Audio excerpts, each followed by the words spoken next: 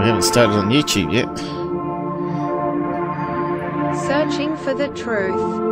It's clipped the intro, doesn't matter. UFOs, aliens, greys and ufology. Hey, we got Michael King on the side.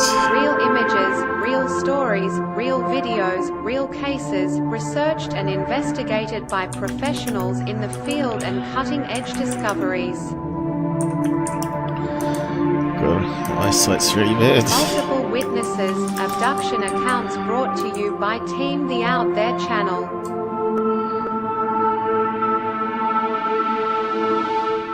Good to be back. 5, 4, 3, 2, 1. Action.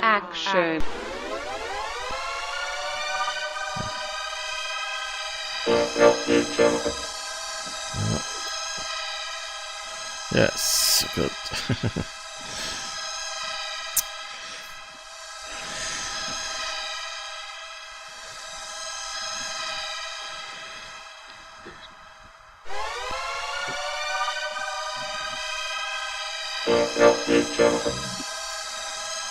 There we go. Looks like the stats are working and the chat's working and Jitsy's working. Yeah, there we go. We're in business. So I'll just post up what we're going to do today. We got Robert joining us, of course. You there, Robert? Make sure the audio's working now. Say hi. Yeah. I don't know. It sounds good to me. It sounds good to me at the moment too. How about the other people out there on YouTube, Rumble? I'll post up my website. I might do the freebies didn't work last week on YouTube, so I'll see if I can give 5 freebies away.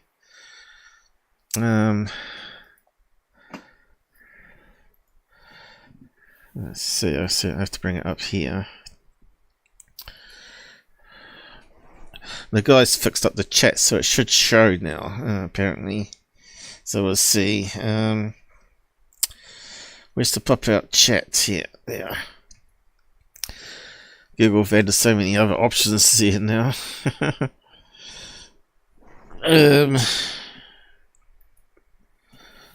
Free memberships. What's it say there? Nicely done. You gifted all 10. Ah, damn! I can't test it. It didn't actually send 10 though. It only sent 5. Well, I might have to test that next month then.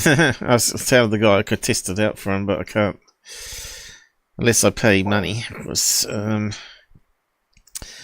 Yes, Michael, how's it going? Audio good? Thanks for that. I hope it's better than last time. We had a wee bit of conflict of interest when we talked over each other, and it would clip silence Robert. We tried to muck around with noise cancellation, echo cancellation, and I could hear myself on his end 2 seconds later. It was better quality audio, but he doesn't have a headset, so we couldn't do that. So let me just do a few things here. I suppose you got some web page links to put up too, or videos, I'm not sure, but I'll bring it up. I tell you, it's been a crazy week. Crazy week of things going badly against me. I had to fight the banks and phone companies. They don't like bad publicity though, so they eventually give in. Okay, there's a wee bit slow there.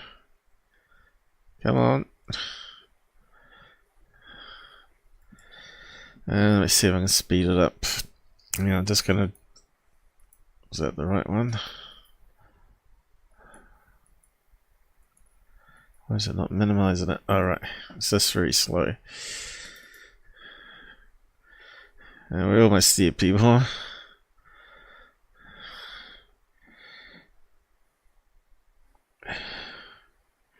Anyone out in Pilled or Rumble, let us know. I'll make sure it's working okay there.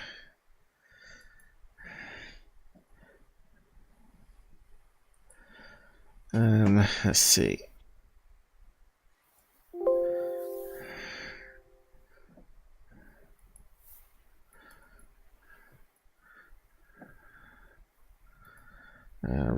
who's on there at the moment.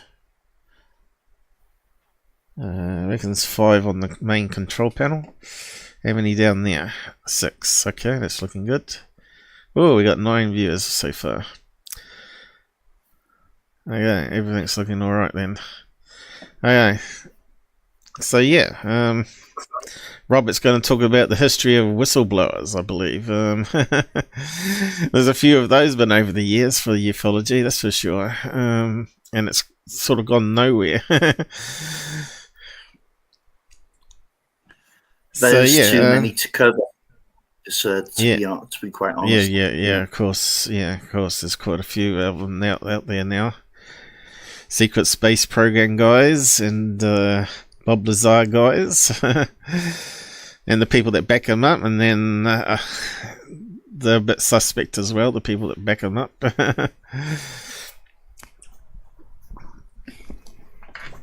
Oh yeah, I think we're all ready to go, Robert. I'll leave it to you. Take it over to you. How do I minimize that? Okay.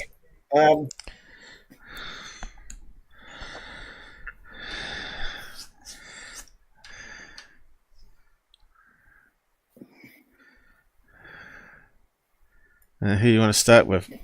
Bob Lazar? Yeah, hold on. See, I seen the intro for today's episode, and you had Bob Lazar, you had David Grusch, and some of the more recent people. Who is the latest one? Jake Barber. So I don't know if you want to do them first. If people are, I don't know. It's totally up to you. But this whole thing, I've just generally covered things and the drama involved in it, not what they were claiming exactly. But I did play some interview from some guy that was being promoted around by Ross Coulthart and Coulthart, or whatever his name is, and other people like that. But yeah, you can recap it if you want from people that may have missed it. So yeah, just take it away. Who are we talking about now? Jake Barber? Yeah, I'm talking about Jake Barber, the bald-headed one. Yeah, okay. Yeah. You could summarise him up pretty quick. Yeah. Carry on. Yeah, sure. I'll summarize him in one sentence. I don't believe a word he's saying. Yeah. Not a word of it. No. I mean, psionic abilities. Yeah, what does that mean exactly? Because I thought they were talking about the sonic camera. You know, the night vision, vision camera. I'll tell you exactly what it means. It means psychic ability. That's all. Oh, right. So he claims that's all it is, and that is all a remote viewer is as well as somebody with psychic abilities. There's no question that the CIA did run programs for decades. Yeah. Seeing if these people, could make any leeway or not. But from what I can tell, that their progress was either very slow or just completely inefficient. And I believe they shut down remote viewing now, but we can never be sure. I don't know if that's still being funded. I know that some police forces use psychics. The FBI supposedly use psychics. I mean, it's worth a try, but to try and persuade someone that it can summon an alien spaceship to land, and then let them take that spaceship away to reverse engineer. And what do they do with the occupants? Yeah.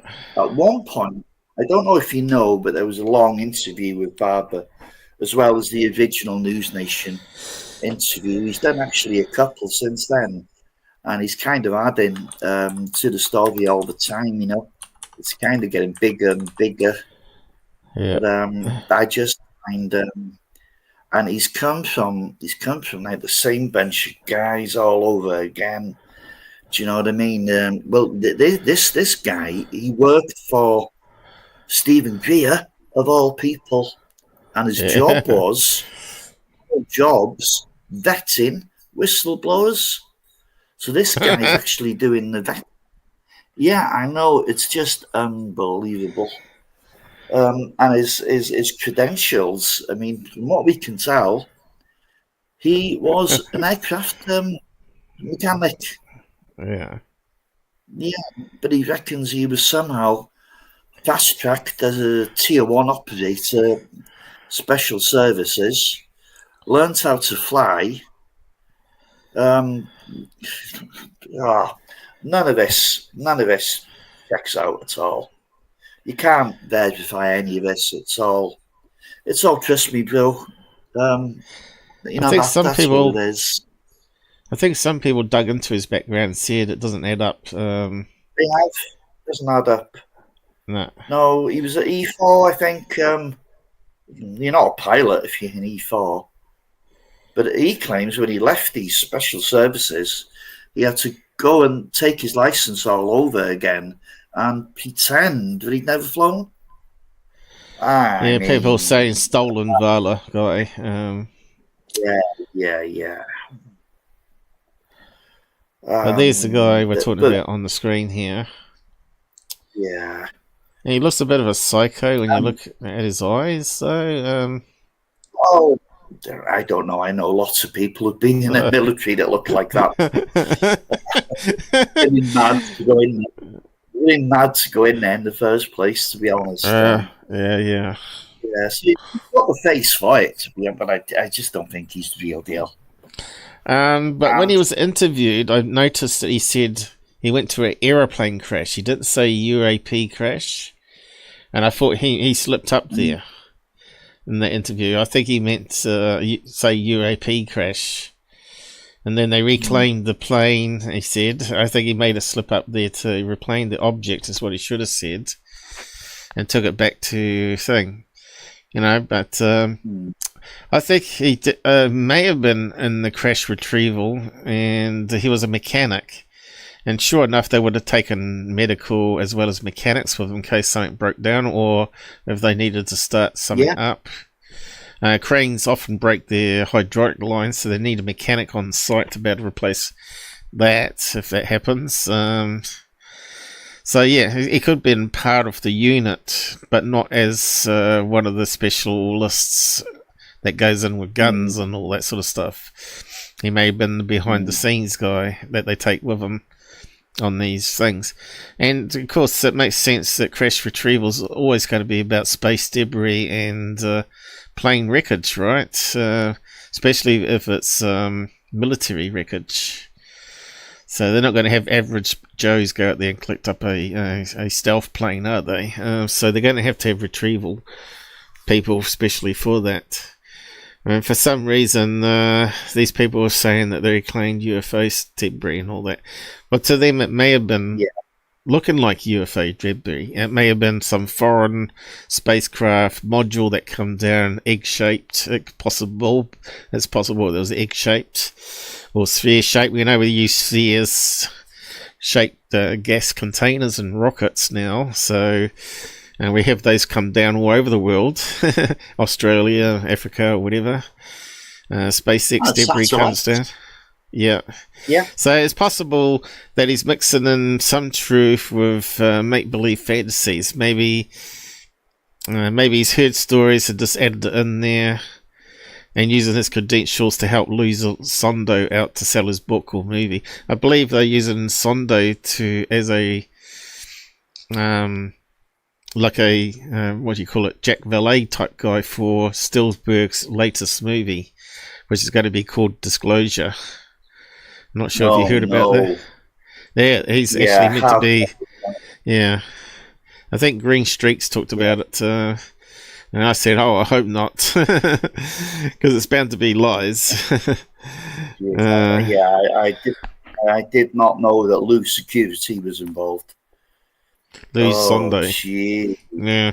Lose Sondo, Elizondo. That's a disaster. Yeah. Oh dear. Basically, he's suing anyone that goes against him now. He wants to tie him up in litigation or whatever it costs. Lucky enough, we're in countries where we can get a free lawyer for life and not have to pay any of it back unless you sell your house or whatever. So that wouldn't work with us overseas. They're not going to silence us. He was even like, you can't speak out about Jake Barber. You can't even have an opinion unless you're a vet. You've got to be a military vet before you can even talk about it. Sorry, we're all entitled to an opinion. And there's plenty of good people out there that have looked at that video.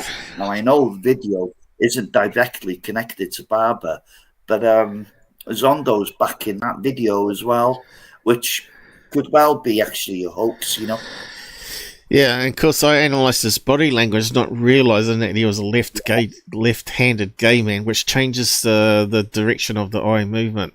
Because when I looked at it, he was doing the correct eye movement for a normal person telling the truth.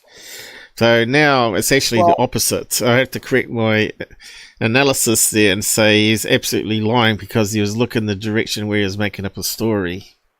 Because he's left-handed, it changes the orientation of the NLP method, right?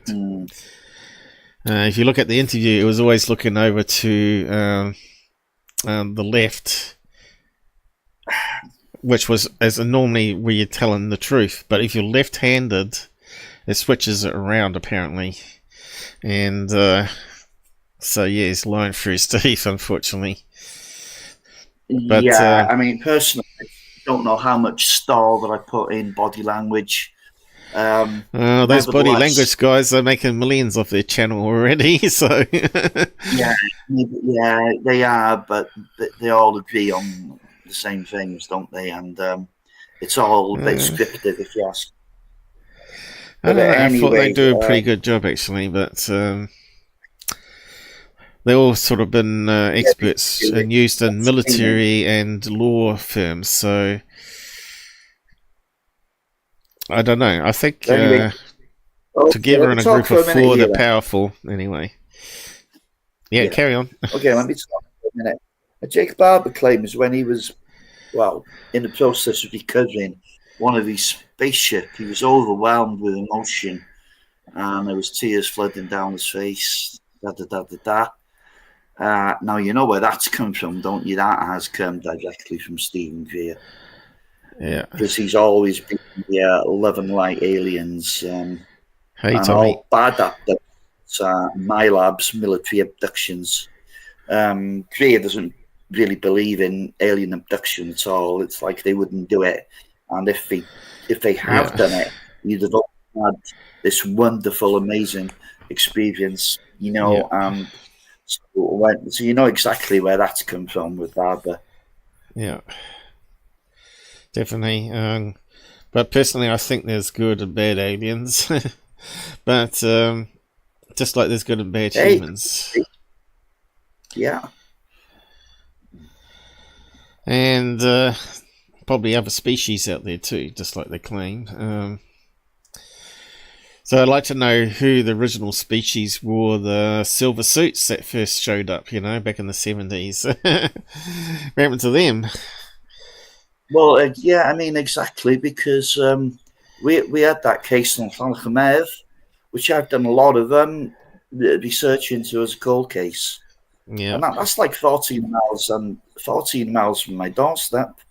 And they were walking through a field, and they were spotted by children and a couple of adults as well. And the whole village seen stuff. I only found recently that it wasn't just isolated to Llanachmev, that there were sightings on Holyhead and Llangefni as well.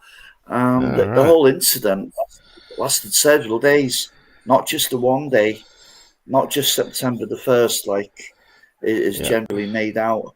But I found that from newspaper cuttings at the Anglesey Archive. Oh, you turned into, what's his name? You turned into Dennett. What's his name? Dennett. What's his face? Oh, Preston Bennett. Preston. Yeah, you turn into him. Hey, we got a donation or Tommy something. T donated $9.99 through Super Chat. Oh, Hope thanks, you're feeling Tommy. better, Paul. Good to see you two bros. Hey. Yeah, we're still Cheers, friends.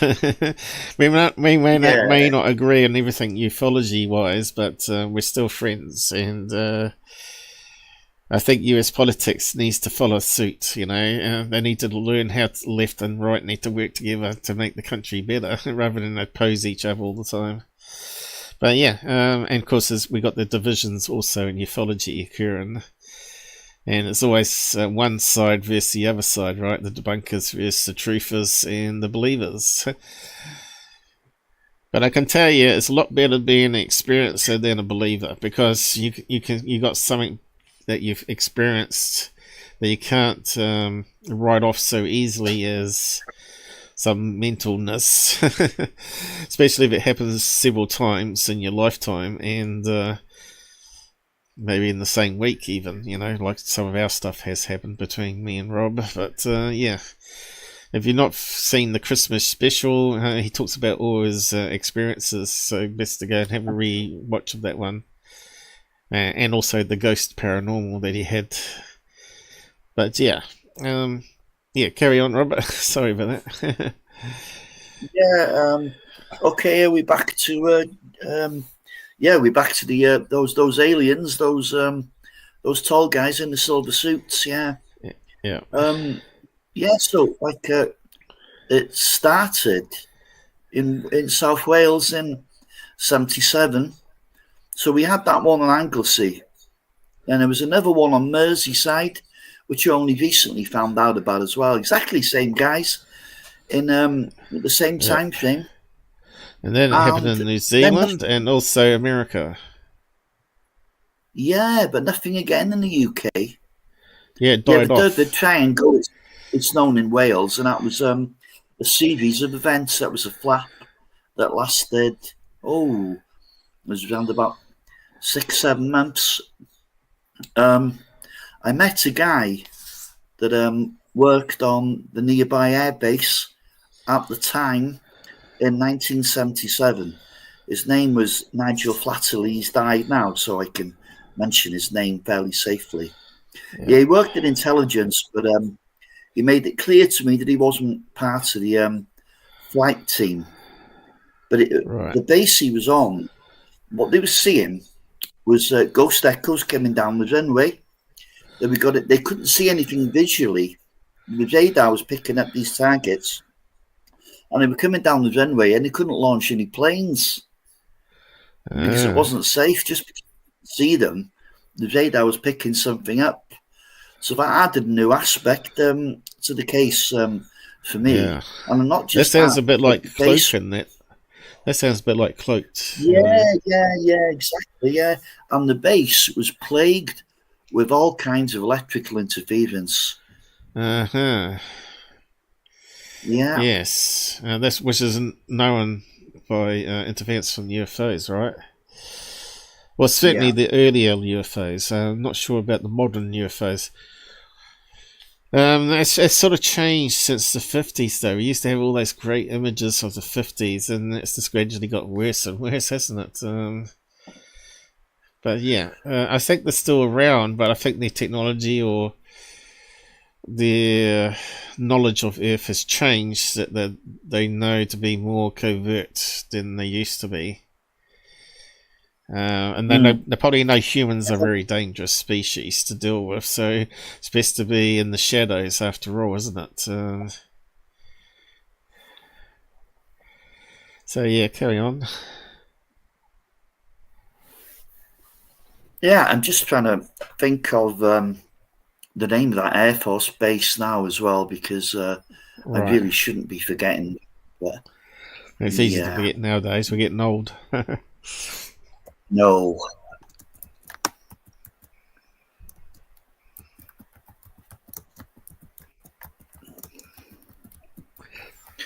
It was. It's still one of the biggest bases, actually. Oh, there we go. RPF Brody. Yeah, it's still. What was that again? It didn't sound. didn't sound too clear. What was it again? Okay, yeah, it's Royal Air Force Brawdy, spelt Brawdy. All right. And whereabouts is that exactly? It was right in the triangle of the main events.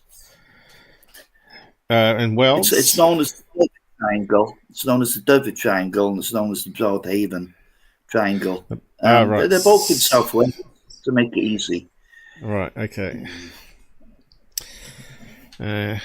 Would have been better to have an image up, I suppose. But anyway, maybe I could bring up a map.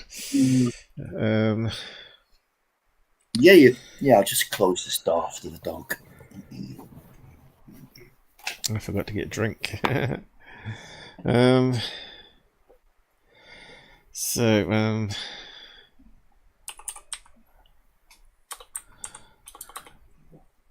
I forgot how he spells the base already. Well, there we go. So I think the triangle was about there, wasn't it? Well, the triangle about that big, wasn't it? Yeah, it's fairly big. Yeah. What was it? BR. BRAW. Oh. DY. Yeah, AW. Yep. LDY. Yep. There you go. Haunted for what's that? What's that say? Hereford West. Hereford West. It's the air base you want. All right. Soon right down there. A lot of farmland, ideal for UFOs, and it's near the sea. It had everything, really. Yeah. Near the sea, extremely rural type of area, like not much about. Air Force. Is it called this airport or something? Air Force, not airport. Airport, no. Paul, what are you doing? I typed Air Force in before, it didn't come up, I didn't see. Oh, here we go. There we go. That's the reserve base. Oh, they've got a few. Air Force Resource Center, US Air Force and Space Force. They're all over the place. There's quite a few clustered there, places to do with the Air Force. Looks like it's a very popular place for Air Force. I don't know where you are. You're in Oklahoma. I thought I had Wells on the end. Only you could make a pocket like that. Jeez, man.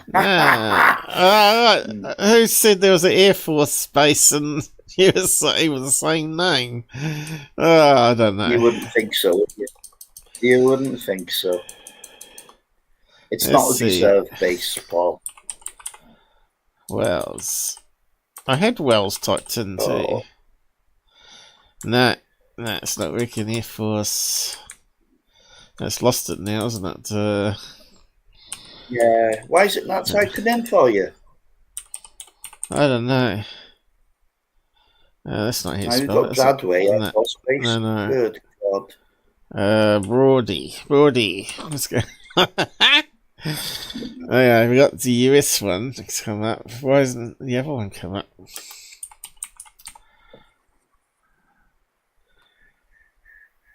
It's because Americans call it Air Force bases. What do we UK call them?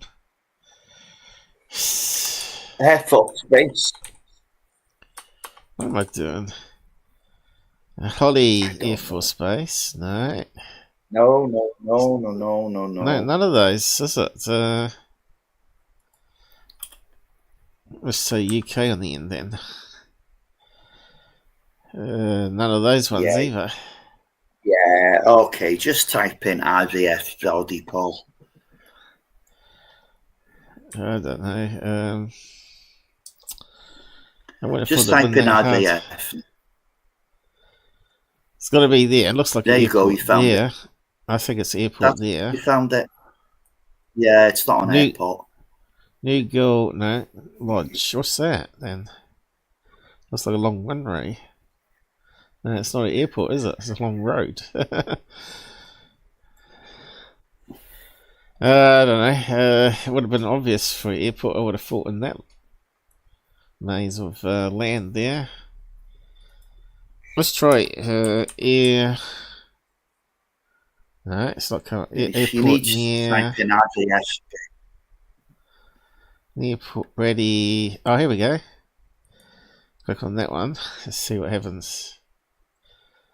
There we got it, haven't we? Here we go. There it is. Airport. Yeah, that's not what you're looking for. And we got St. David's, former Royal Air Force there. So I don't know. Well, that's only two that's come up. Airports near Bordy I've got here. It's only brought up two. There's only two of them, so I don't know. Maybe you can find it out another day. But that's what Google Maps is saying. There's only two airports in that location. It's interesting. Maybe it's been disbarred now or something. But anyway, it doesn't matter. Carry on. Yeah, I'll just check out. But anyway, that's in the right location, wasn't it? Wells in the triangle. Actually, well, in all fairness to you, yeah, it was abandoned in 1992. There you go. But we know it's going to be in that triangle somewhere, right? Yeah. But anyway, that's what we're talking about. Talking about these silver-suited aliens. Now, when they talk about non-human intelligence, as I pointed out last live stream, they could just be talking about artificial robotic intelligence, right?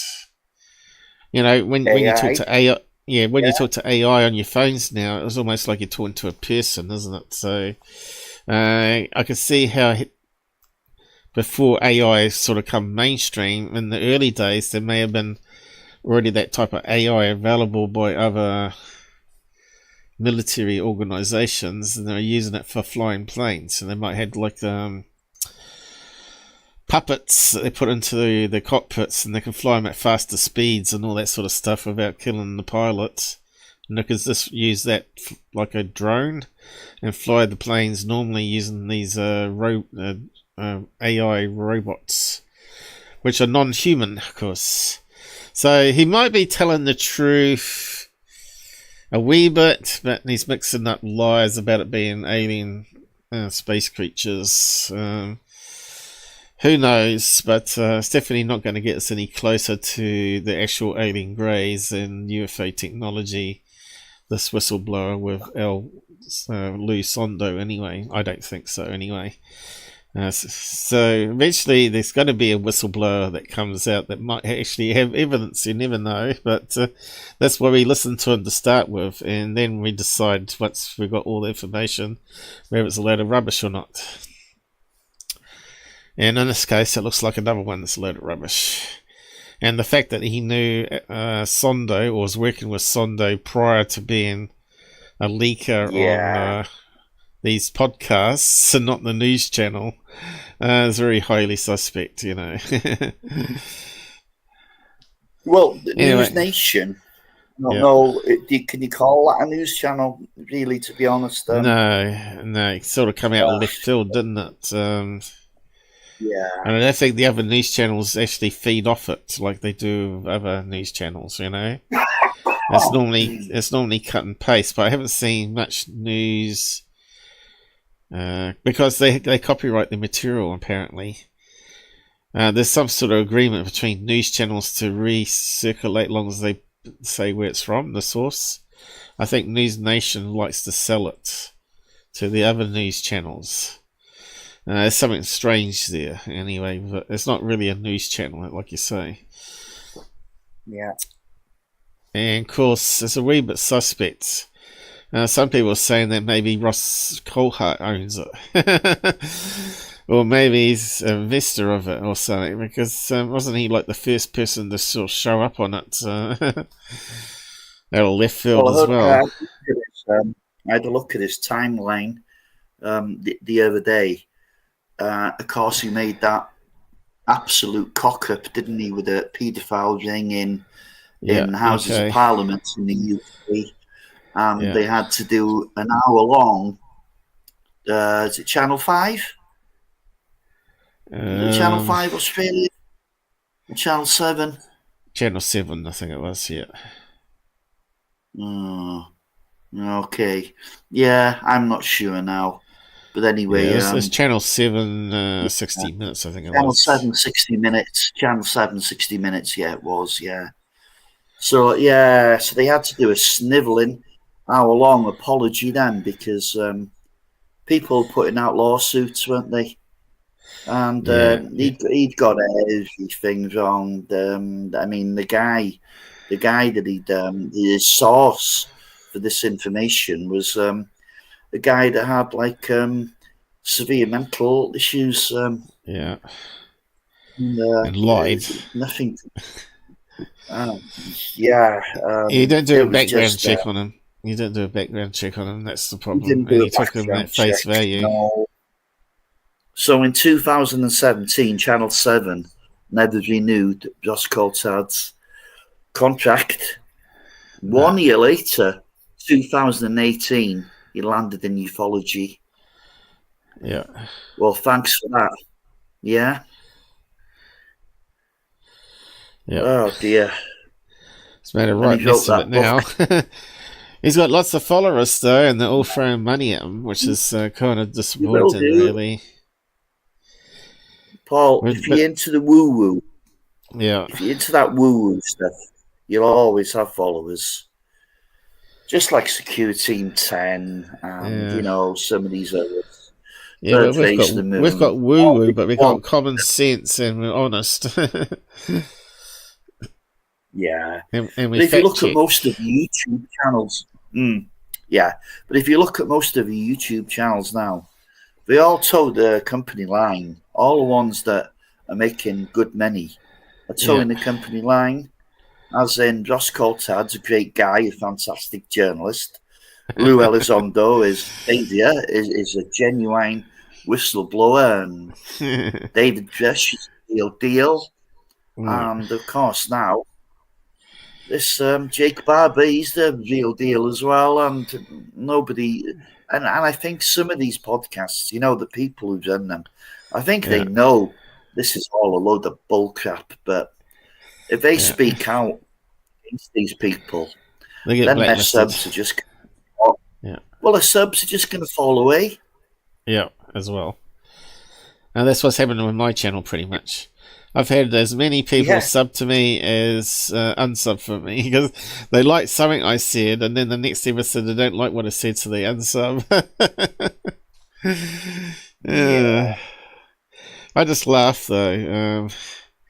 But yeah, it doesn't help me. I should be probably earning like thousands a week doing this stuff as a living now, you know, in like 9 years doing it.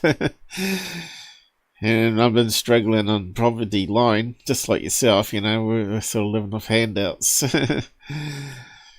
And I get a bad feeling getting handouts from the government as well, because they control you even more so. Yeah, but anyway. So, you know, now I'm hearing about this USAID stuff. All these handouts and, you know, and misdirections going on within the budget of Treasury. And people getting all this money, millions of dollars that they shouldn't be getting, when it was meant to be used for aid. And it's not actually, it doesn't actually mean USAID, it's actually USAID. A lot of people get called out by the name, but yeah. It's just like that. If you, I think there's a lot of corruption that's going to be exposed through that, and the left are trying to shut it down. All the people that are taking handouts from it are trying to get it shut down. Robert's gone.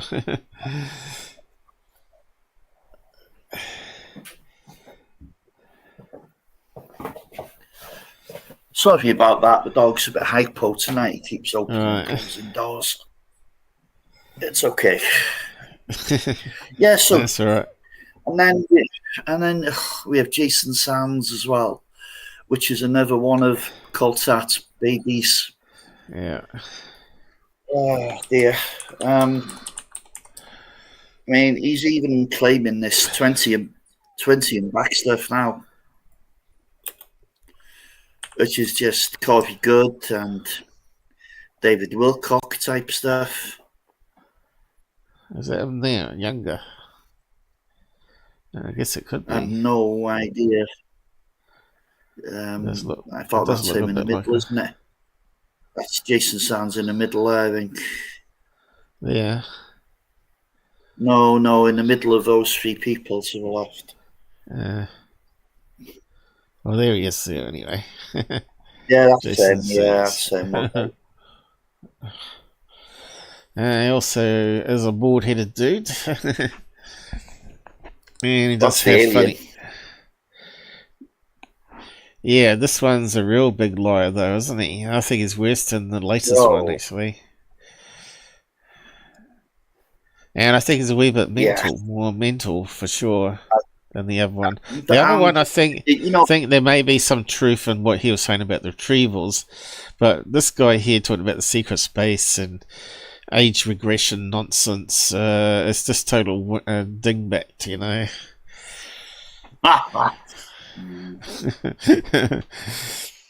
Even if that was true, that you could be age regressed, and you've been on other planets, wouldn't you just somehow pick up some sample of the soil of the planet that you're on?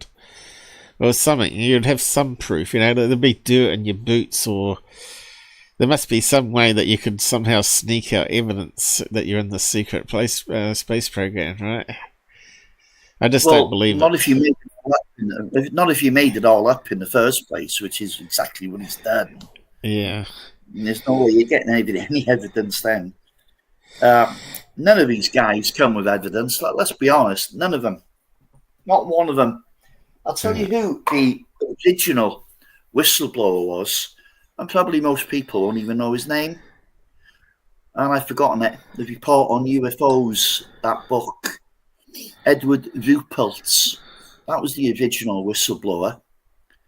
And everything he said could be checked out. And he got into a bit of bother for it. Got into a bit of bother. He don't have what sort of stuff? Did he talk about secret space program? Did he? No, he most certainly didn't. He was head of Project Blue Book, 1951 to 1954. So he really, and we could check this out. You know what I mean? Right. And he brought forward a lot of cases that the public weren't aware of at the time, and some good cases. And he gave his opinion on them, and he also told us how the Air Force handled it. Well, him being head of Blue Book, he knew more than anybody else how it worked. Yeah. But he also said, you know, there was people above him, and there was nothing he could do about it. And in 1954, he walked into the office one day, and one of his superiors told him, he was only at colonel level, so he was told by some, I don't know, one-star general, but look, there's been a change in policy. We need to start debunking everything. The number of unknowns is way too high. We need to get them down. So Ruppelt resigned. So it sounds a little bit like Lou Elizondo in a way, doesn't it? Do you know what I mean? That he resigned. But we can't even establish if there was an ATIP. We can't even establish if there was an ATIP that Lou Elizondo ran it, or ran anything for that matter. Yeah. His book is full of stories that we can't check up on. We can't verify any part of his book. With Ruppelt, it all turned out to be true. That is a real whistleblower. But he wasn't a whistleblower as in he was telling us classified information. He kind of danced all around it. So he couldn't tell us everything, but he told us as much as he could without getting himself into bother, although he still got himself into a bit of bother because the Air Force weren't too happy about his conclusions about UFOs as much as anything else. I still think there's a department called MJ12, and that document that was leaked was to try and get the ball rolling and exposing it, even if it was fake, right? I think someone leaked it out to try and bring awareness that there's a secret department set up by one of the past presidents. I'm not sure which one it would have been. Eisenhower probably set up this secret department, made it self-funded so the government treasury wouldn't know about it and all that sort of business. And because they knew the information about the aliens was just too dangerous, especially when they knew they were abducting people, and so I still say that's still very, very possible, and it doesn't matter which government gets into power in America. This has got this secret department now set up by past presidents that are now dead, that no one knows about it apart from the people that run it. And they've probably got various people recruited inside FBI, CIA, right, ready to tamper with any information that comes in, forward it onto them and delete it from FBI's database or whatever, anything that's sort of real, but leave all the mundane stuff that Corbell finds. So that's my feeling. Yeah, I got no proof. MJ12. Okay. Let me talk. So MJ12 was a hoax. There's no doubt that those documents were hoaxed. Now, there could have been a group similar to MJ12, as you were saying there, that runs like a UFO desk, which is not public facing, and we're not going to know anything about that. And it will have top level people working for them, and of course it will be a small number of people, because the smaller the number of people that's in the group, the less chance of anything leaking out. So yeah, that's quite possible. But MJ12 code word, there was an MJ12, and that was the mainland invasion of Japan in 1945, but it never happened. But MJ12 was the plan, was the project. But because of the two nukes on Hiroshima and Nagasaki, there was no mainland invasion of Japan. So MJ12 never came into action. Now, they've never used the same code word twice. Yeah. So MJ12 as a UFO crash retrieval thing was a load of bunk. Yeah. We know that now. We've got a good idea that probably Bill Moore was involved, Richard Doty was involved. Yeah. If the government had actually faked those papers, they would have been a lot better than what they were. I think that had Doty all over MJ12. Although he still denies it. He still denies it. But we know he was responsible for the Serpo documents, don't they? And there's this kind of there's this kind of similarity between the two sets of documents. Yep. I mean, if you look at the MJ12 documents, I bought the book from Stan Friedman. I had a good idea they weren't real even back then, but I bought the book anyway. If you look at the documents, and I've looked at thousands of documents, I'm not exaggerating now because it doesn't take long to go through thousands. I mean, the ones they've released in the UK from between 2007 and 2011, there was thousands of documents there. It took me, I think it was 8 months to go through all of them.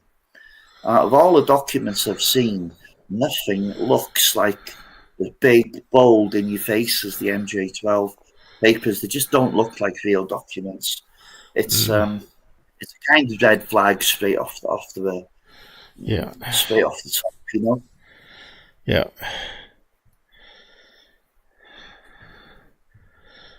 What was Stanton Friedman's final verdict on him?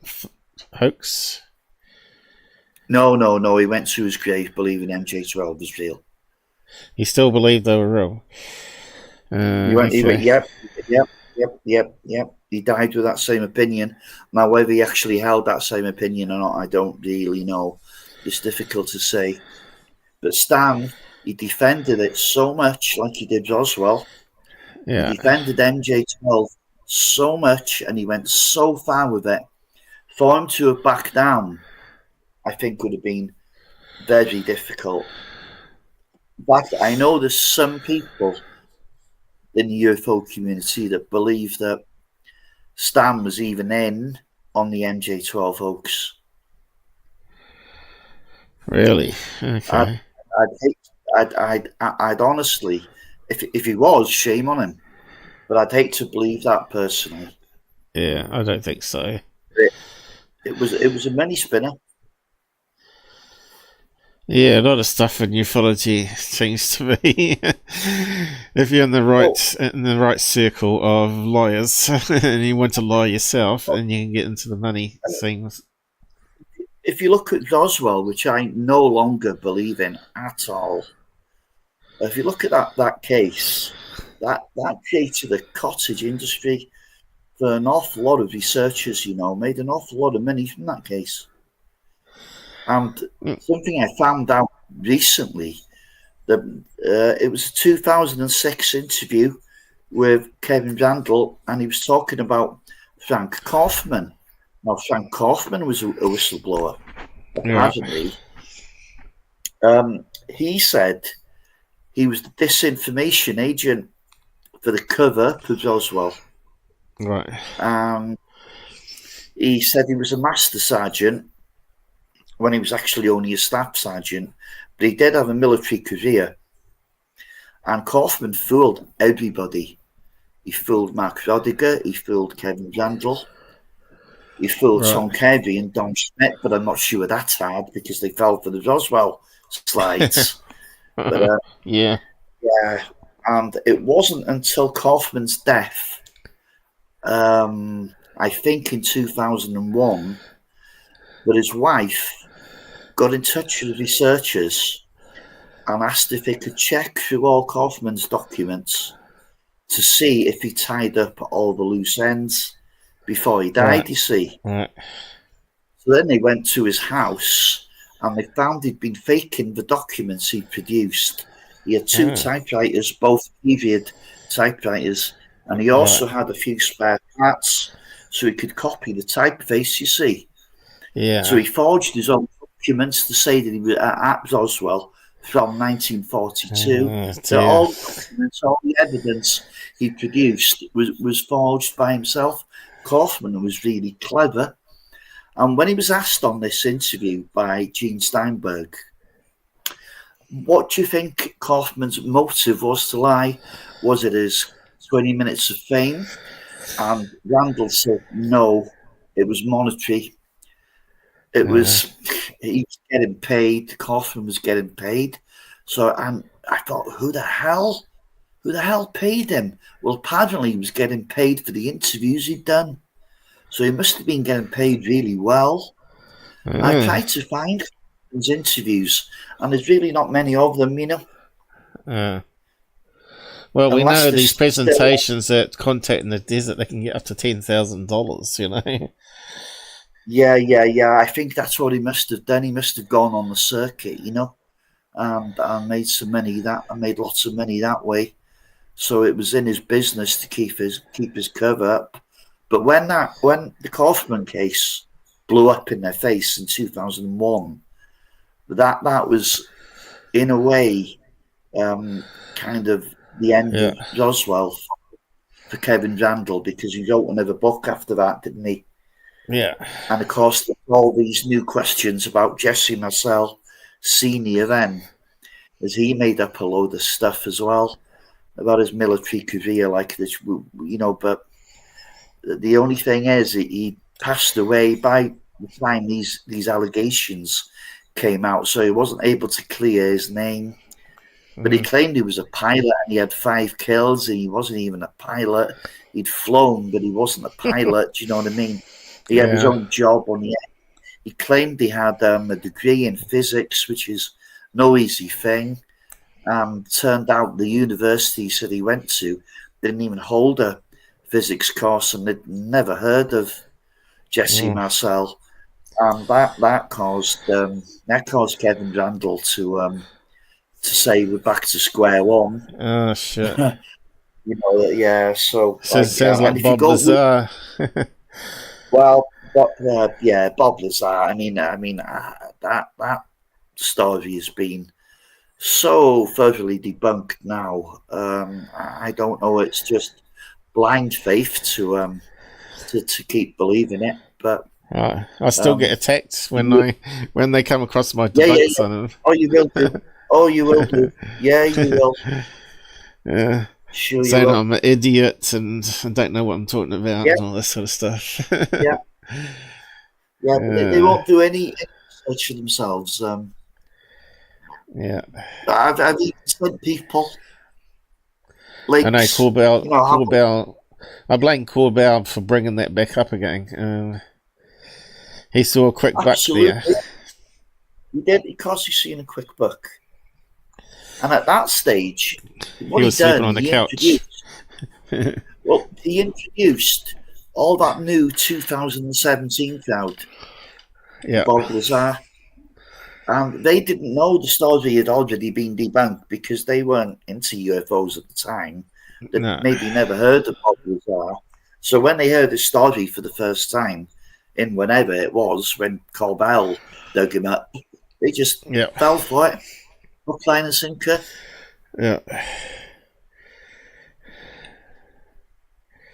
Yeah, there's no way he was a scientist, but he could have been a technician. There's that wee bit of truth that he was hired by AG&G, or whatever it's called, and got hired out to Area.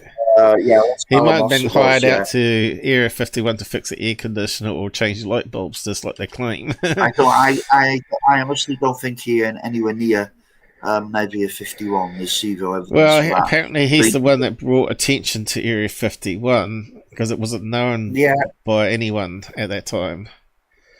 No, that building had been there since 19. Well, it was S4. He brought the attention to. Everybody knew about Area 51. That was built in 1947.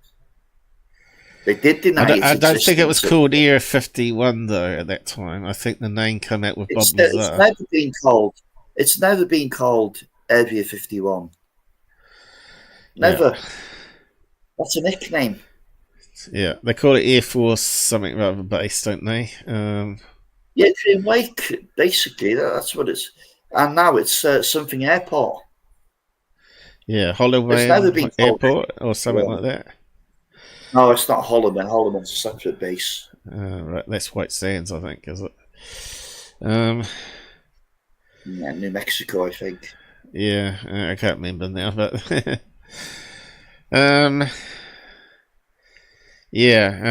what I'm talking about was about the qualifications, claiming the qualifications that he hasn't got. It's the same as that guy that you were talking about. So, yeah, that's right. Yeah, he claimed to have a degree in physics. I mean, that's and people say, Bob's never made a penny on it. You try getting his books. You try getting his books on Amazon for nothing. You're going to send them to you for nothing. Yeah? And go on his website. Go to his company, United Nuclear. I've bought off him myself, I'm ashamed to say. Because he'll send you anything. Yeah, I think he fled Las Vegas because he was owing people money. Yeah, so, you just go to... He did owe money. He was in severe debt at the time he concocted the story, Paul. Yeah, and even took money from his friends and everybody, didn't pay him back.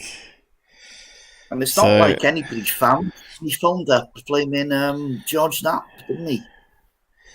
Yeah, I think that's because that was after they got caught out in the desert, wasn't it? It was like the same month. No, it wasn't.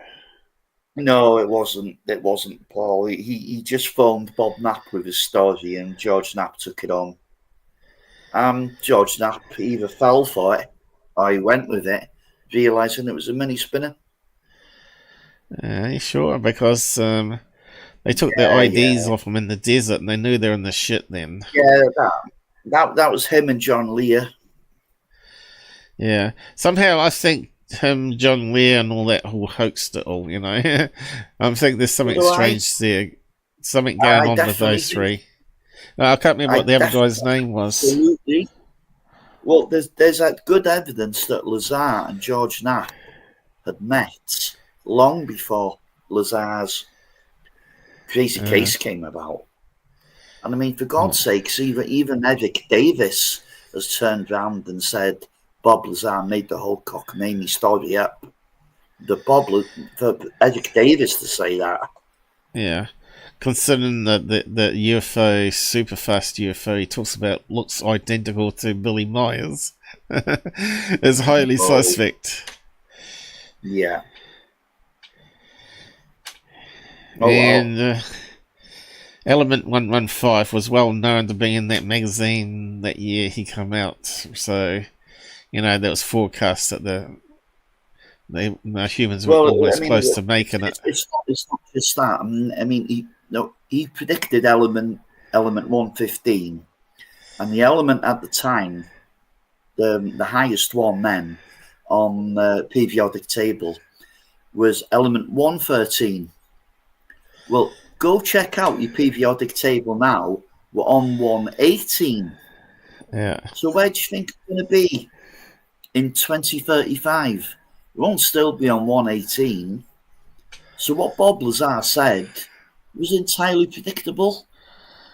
Yeah. They're not finding these new elements out in space or in the desert.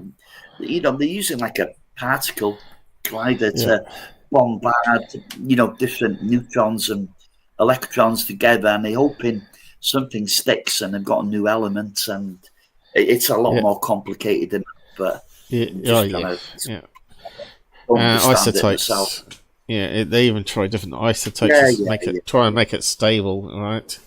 And there's no isotope that makes 115 stable. I think it lasts like 28 nanoseconds or something. Its half-life is 28 nanoseconds, so it's not useful at all. It's like throwing dog poo at the wall and hoping it sticks. That's what it's like. That's basically what the collider does. Yeah, it fires protons at the nucleus and hope they stick. Or neutrons, is it? Or neutrons, maybe. Got it wrong. Yeah. But yeah, of course, the heavy elements are meant to be made in super large suns, and of course, our sun is relatively small to some of the suns out there in the universe. There's a sun that's actually 5 million times the size of our sun out there in the universe. They can see the light from it and work out how big it is, diameter. You can imagine that, how much energy that must be pouring off into space. But anyway, changing the subject. Who else you want to talk about? I suppose we're talking about Bob Lazar then. Don't have his picture up. I don't think he needs much introduction. There he is. He looks a wee bit devious with a little smirk on his face. He's always got that little smirk, you see.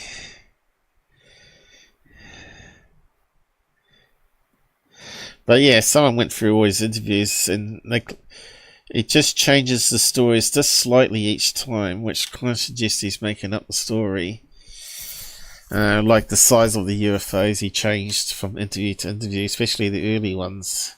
Now people kept saying, "Oh yeah, the story stuck together for many years. It hasn't changed." Yeah, it does. It changed a lot. Yeah, it's changed. You're going to say? You cut off. Okay, yeah, I'm still here. You said it changed, and then we didn't get anything from you. Oh, okay. Well, I mean, one of the main parts that changed is he said he was called in one day and he was taken to view an alien autopsy. Yeah. I mean that's ridiculous. That I mean, you were working in engineering, I mean, he's not a biologist and a physicist. Surely, come on. So, why would they want him at an autopsy? But he said he was called then, and then he realised that he'd gone maybe a little bit too far with that one. And he backed out of it and said, actually, what he's seen was there was a room with a window, and it had a little chair there for a little guy, and they were just fitting some plastic alien out, so that was his way of getting out of that one, which was a pile of crap. But there we go. Yeah, it was. It was a puppet. It was a puppet doll. Yeah. The only thing I could think of is why they would want to show him the body, not the autopsy, but the body, was to look at the skull to see if how it interfaced with the UFO. Maybe it had some sensors in the chair or whatever where the head touched, because they got bald heads, right? So it makes sense that they would simply lean back in the chair and electrodes would come out either side of the brain, and they could pilot it that way, right, without touching the panel with their fingers and stuff. But he's never ever told the story like that. I probably could make a better whistleblower story than all these guys. That actually sounds really credible, based on current technology. Even saying that our technology is just catching up with understanding their technology. What's your knowledge of the UFO field as well? If you've got a good knowledge of the field, then the more likely your story is to sound. Yeah. And Ross Coulthart had zero knowledge of the UFO field when he came into it. He made a right mess of it. And Louis Zondo as well. He had no interest in being a ufologist. Remember that line that they keep playing? He was brought in for counterintelligence in the ufology field. UFO field, I mean. But he's desperately trying to make a living out of it now. He wants to become a career ufologist, I think. I can see another book coming up. Yeah, I think you should write a book, and maybe I should write a book. I don't know. Everybody should write a book, Well, I've got more research and material that I could put in it that could actually be verified. Plus, you got your own experiences you can add into the book as well. Yeah, of course. But I mean, I don't think I've got anything that's outstanding that's going to change the world in any way, to be honest. So. Oh no, it won't change the world, but it would be a good story for for selling as a book, or make it into a movie. The life of Robert Farmer from beginning to end, from the ghost on the pier to the voodoo magic lady sleeping next to him talking tongues. Oh no, I wasn't in bed with her at the time. Oh, weren't you? Oh, that's all right. No. She was having an afternoon kip. Oh, right. Yeah. Okay. Yeah, that was a strange one. That. But anyway, I'm telling you could write it into a book or get a ghostwriter to knock you up something. Just put all these stories into the microphone recorder like Louis Zondo apparently did, and get a ghostwriter to write it for you. You never know, you might have $1 million. Well, do you know what? UFO books don't make a lot of money. They really don't, Yeah, unless they make it into a movie, of course. Well, there's I do know a couple that have made money for sure. Certainly Whitley Strieber's book he had £1 million forward on his book, but you see he was already an established fiction writer with a publisher, so that was a big help. When you look at somebody like James Mosley, who spent a lifetime in the field, and he produced one book before he died. It was called Shockingly Close to the Truth. And I'm still trying to get that book because it went out of print. It's recently come back into print, but there's a big waiting list for it now. Right. I've been waiting 12 months. The book went out of print because it never sold any copies and he lost money. Unbelievable, isn't it? Mosley was famous in it in his day. And of course, you've got to remember that book took him years to read, to write. So it was years of work and research, and it's a shame he didn't get something back on it. But Mosley was born with a golden spoon in his mouth anyway. But he's a character for another day. Yeah. But I don't know. Then we've got David Grusch. Yeah. So, you know what I think with David Grusch? I think he's more of a patsy than a.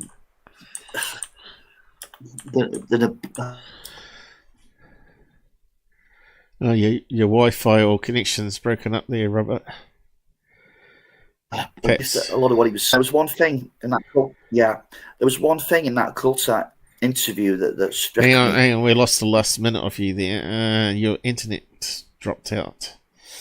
Can you go back? Can you go back to the David Grusch intro? But again, just repeat what you said. So David Grusch, I think he's more of a patsy than he's a bullshitter. I think Grusch actually believes a lot of what he's been told and a lot of what he's actually saying. I don't think he's in it. I don't think he came in it purely for financial reasons or anything like that. And we can at least verify who David Grusch is. But there's one thing that struck me with his interview, which also came out on NewsNation, didn't it? And that's when it first broke. Was he brought up the Magenta UFO crash, which was in Italy in 1933. Now, a lot of people, they say, oh, wow, that case is really controversial. I'll tell you now, that Magenta case is a hoax. That is a hoax. It was put together with hoax documents and a few real documents and letters. The only things, the ones that are verified to be real, don't say anything about UFOs, but when you put them together, you can sew this big... The guy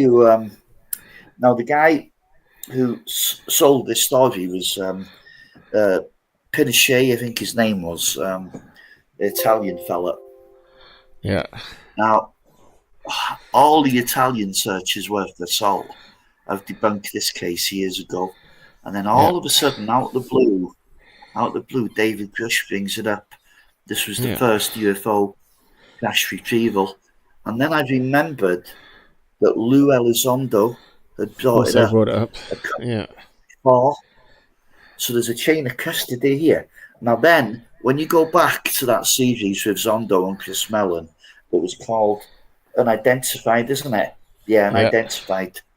I made a couple of notes there. I knew I'd forget that. And the last episode of season 1 has Chris Mellon and Lou Elizondo going to Italy to meet with what they call these government insiders. Well, they weren't government insiders at all. They were just Italian UFO researchers, and one of them was Pinochet. So that's where Lou Ellis got the story from. Yeah, and then Grusch has got the story from Zondo. Yeah, that's how it seems to have. But I think he's got the stories from also military people telling the stories, and maybe saying they saw something in the sky, but they didn't know what it was, and it could have been a balloon, right? And I think then they had video. He's got to see some of the video, which is obviously most of it's been debunked as balloons, distant planes, or whatever. So he actually believed in it. I think he gradually, as he was doing that department and hearing the stories and seeing some of these videos, that he was actually believing that there was something really going on with unknown objects in the sky. So I think he really believes what he heard and seen, but it's not actually alien craft, unfortunately. And of course, then he got involved with these other clowns outside of, for some reason. Maybe he contacted Corbell in secret, saying I work for the government and I've heard all these stories. You want to have a look at some of the videos I've managed to leak out, and I'm pretty sure he's the one that's leaking out the stuff to Corbell anyway. And I think they've fed stories back to him, and he's taken it on board and made it more embellished. That's my feeling. Yeah, carry on. Yeah, well, yeah. Before the NewsNation interview, we know now that David Grusch had met Lou Elizondo. He'd met all that big low crowd like Eric Davis and that probably. And he'd met George Knapp and Jeremy Corbell. So to me, that's why he's a patsy. He'd been primed. Yeah. He'd been tutored basically all for that big day in Congress. Yeah, and plus he's not savant, but what's the other word?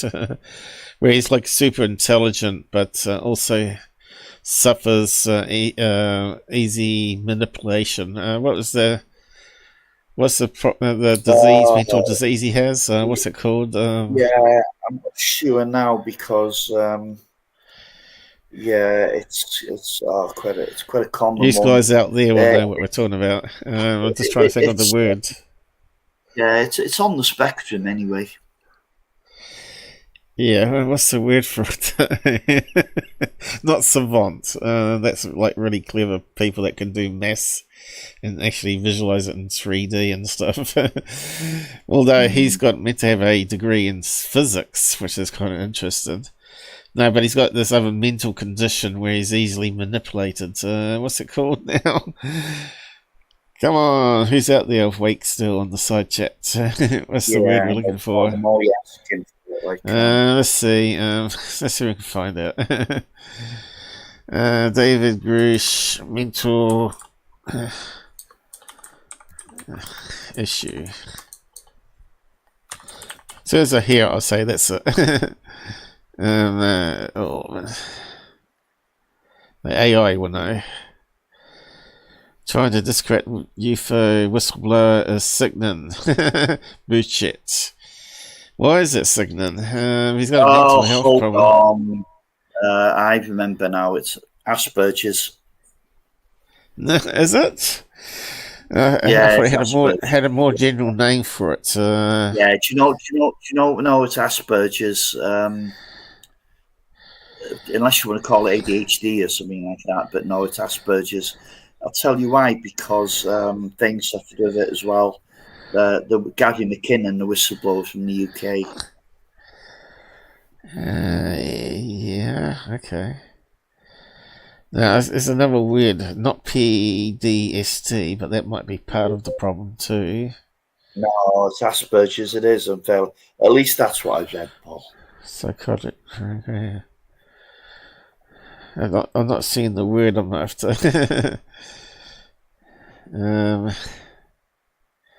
So all the cut and paste clowns are there from the news media, pasting the same information.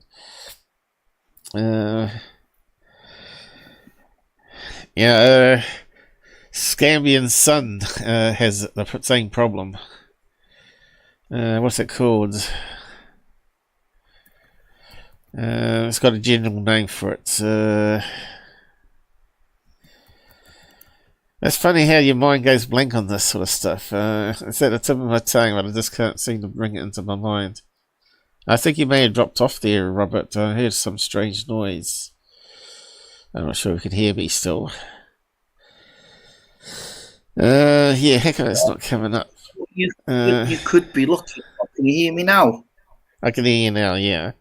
It made a sort of a boop noise for some reason. I'm not sure what that was about. I think you could be looking for autism, you know, Paul.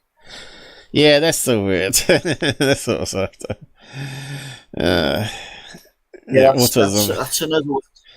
It's another one of the big ones, that autism and Asperger's. Yeah, it's probably like a general name, but it breaks into subcategories, doesn't it? Yeah. Anyway, we got there in the end. So I think Yeah, he believes what he. yeah. I think he believes what he believes, and that's why he went to Congress, because he actually believes. He believes that the people who were telling the stories were actually genuine, and that they were alien technology. And I'm not sure if someone was pranking them or something like that. You know, like they do in the Air Force. You know, the green hole. Let's just play a trick on David and say we saw a UFO when it was actually a weather balloon, and see if he believes it. You know, so yeah, I don't think he's seen anything that's really classified myself. No, do In fact, some of the videos that we've seen, if that's what they're seeing, that's too crappy to really say what some of them really are in the first place. You know, the gimbal and all that. We still don't know what that really is. It could be a drone. You know, you know, it could be experimental DARPA project, which they claim they checked with, but if it's top secret, then they're not even going to admit to it, even to the military, that they're working on some secret AI hypersonic drone, because they want to test it against their own navy if they can sort of counteract it. And if the navy can't do it, chase it or counteract it, then they know it's going to work pretty good against the Chinese and the Russians. In North Korea, of course. But anyway, anything else you want to say about David Grusch or Grusch? Well, there was certainly a backlash to him, wasn't there? People didn't like it. Yeah. You had people in journalism and the intel. It was intel, but it got in contact with a journalist to tell them about the some of the issues he had at home, and with the police being called out to domestic disturbances, and the whole thing about PTSD, and he spent some small time in rehab. So it irritated them. What he was saying irritated someone enough for them to dig all that dirt on him, you know? So it does make you think, even if what he was saying wasn't spot on, maybe the generality of what he was saying, there was possibly something to it. I mean, this whole thing about retrievals, it's been going, really speaking, since Leonard Springfield in the 70s. I mean, Springfield had a number of sources that he wouldn't talk about, and he released his book, didn't he? It was one of several. You can actually buy them in one big book now. I think they were called his. It was like status reports or something like that, and they were various UFO crashes where you know they'd recovered the. Did you just hear that boop boop boop noise? You got a phone off the hook there or something? No, I heard the noise too, and nothing on my end. Whenever that happens, then we lose your volume. There's something on your laptop then. That's kind of strange. Something strange going on with your system there. But anyway, I'll let you know if you drop out. Yeah, okay, please do. Carry on. Myself. Yeah, the audio's actually got clearer since that do noise as well. Anyway, carry on. I just need to close the door again, Paul. Unless you need a break, of course. A loo break. I think I need to get a drink break. I forgot to bring my drink, but I grabbed this bottle here. And I'll sip out of it. Talking all the time, especially if you've got a blocked nose, makes your mouth really dry.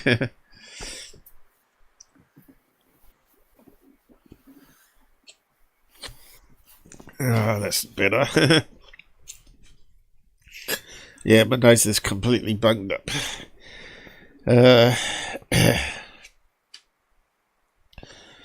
I need a new body. So yeah, aliens come and pop my brain into a new body, grow a new body and pop it in.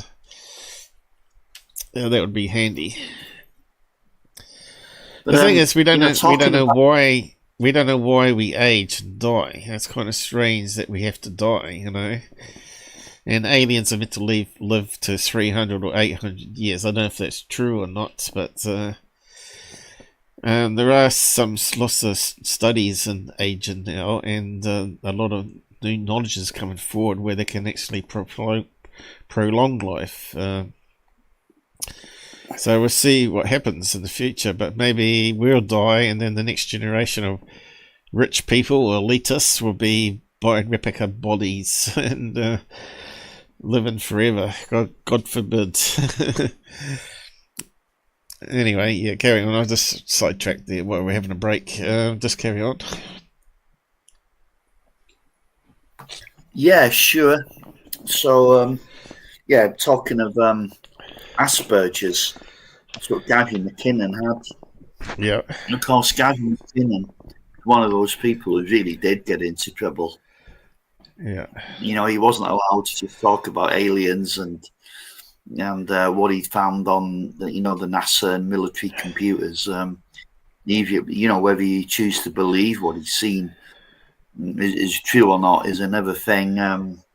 He obviously did get inside their computers, and my God, they were going to come down on him like a ton of bricks. It's just as well he had that Asperger's, because that if it wasn't for that, he was gone for him, and he was going to do himself in. He'd even bought the pill off the dark web. I don't know if it was cyanide. I think he said it was something else, but yeah, he was all ready to do it. Yeah. He seems to be doing the circuit now quite a lot, though, and I don't know. Whoa. No, he's not doing conferences, Paul. No, never. I've seen him on a few conferences now. In fact, someone said he was going to do start up his own podcast or something. I don't know. I just heard something about him recently that he's going to start something new in ufology. I can't remember what it was now, but I hope so. Yeah. He'd be popular and have lots of followers and money thrown in. I'd imagine. He would definitely be able to live off his podcast if he did make one. He's always had a cult following. Yeah. In ufology, always. But he has no evidence, you know. That's the only problem, apart from... No, he's got no... Well, mind you, even if he had screen captured any of that material, it would have been taken away from him. But what he said, it was the old dial-up system, and the screen was coming down like this. What he's seen, by the time he had a good look at it, he was cut off. Yeah. And it was shortly after that they caught him. Well, I mean, they'd caught him then, but they actually caught up with him a few days later.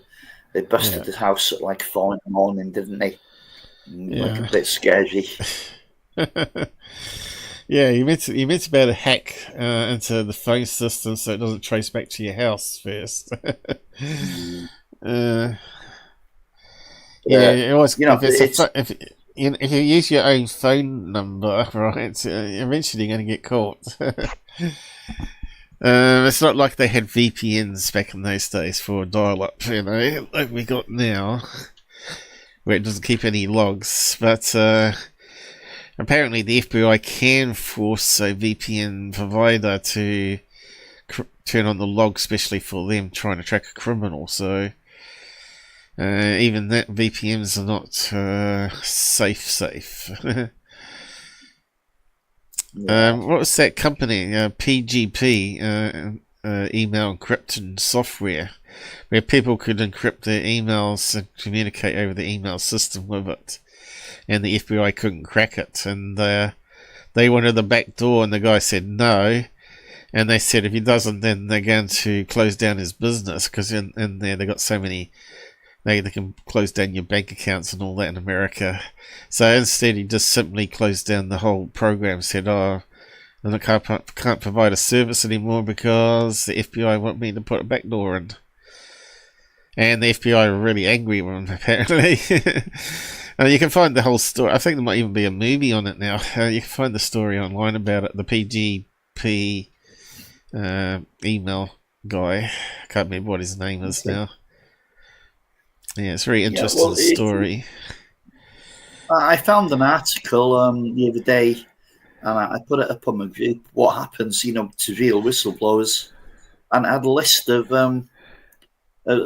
people, Right. all of them that talked about classified material. They all ended up in huge trouble.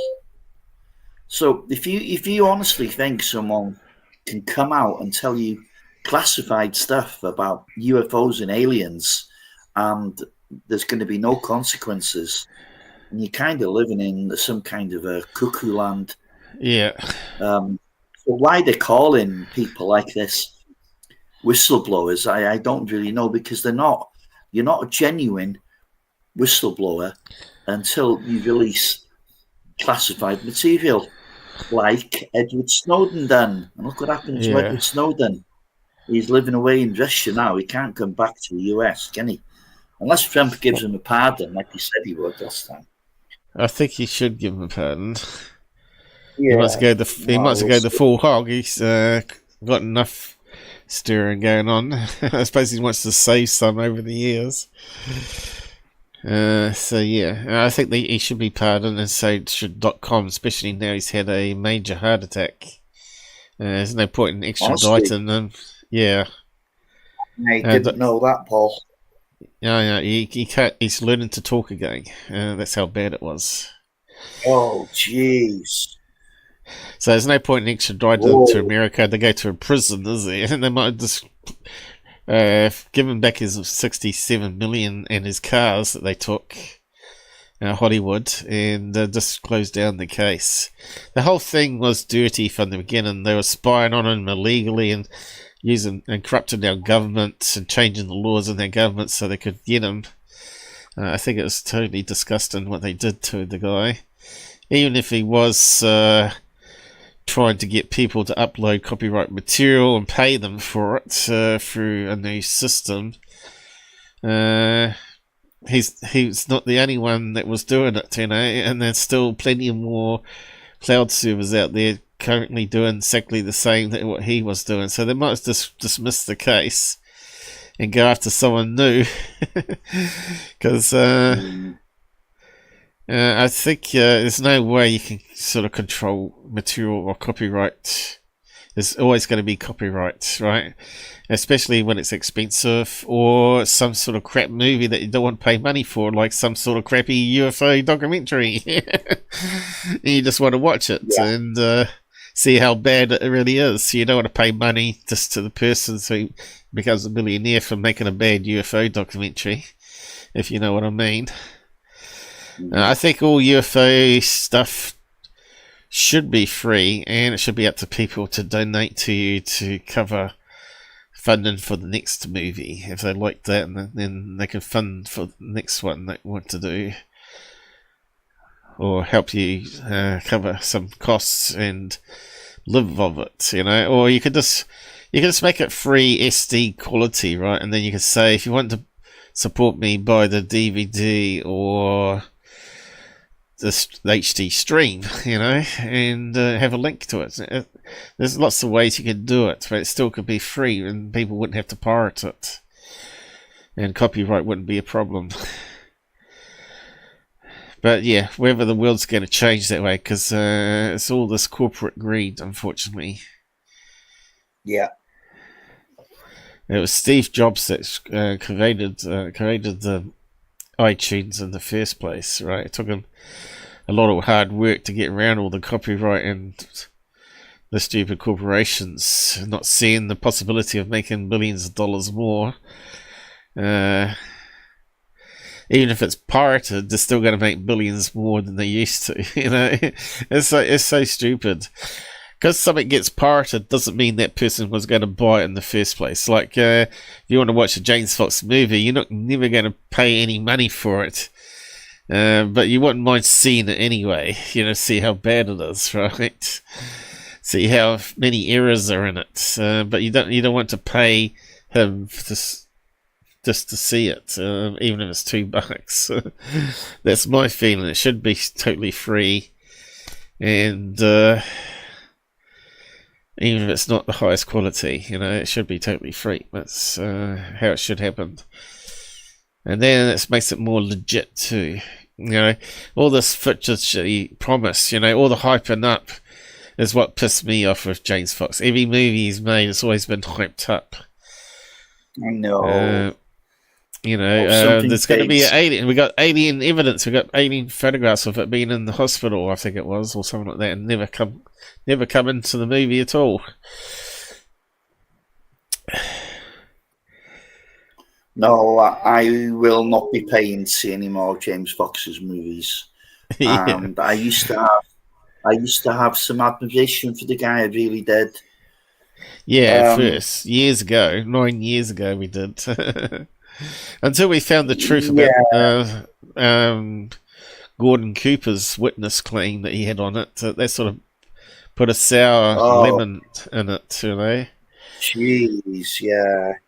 Who was talking about it the other day? Oh my God! And he was a senior member of the SCU as well. And the Gordon Cooper case, you know, it landed on the dry lake bed, and yeah, man. Doesn't he realise it's complete nonsense? Yeah. I'll have to comment underneath, whether that's anybody ever took any. That's a fabricated story, second hand from someone else he heard it from. That absolutely, yeah. I mean that's not even up for debate. I mean, you can actually prove who is the boss of that photographic team, theodolite team. You know, you can actually. It was Frank Baker. I remember the name.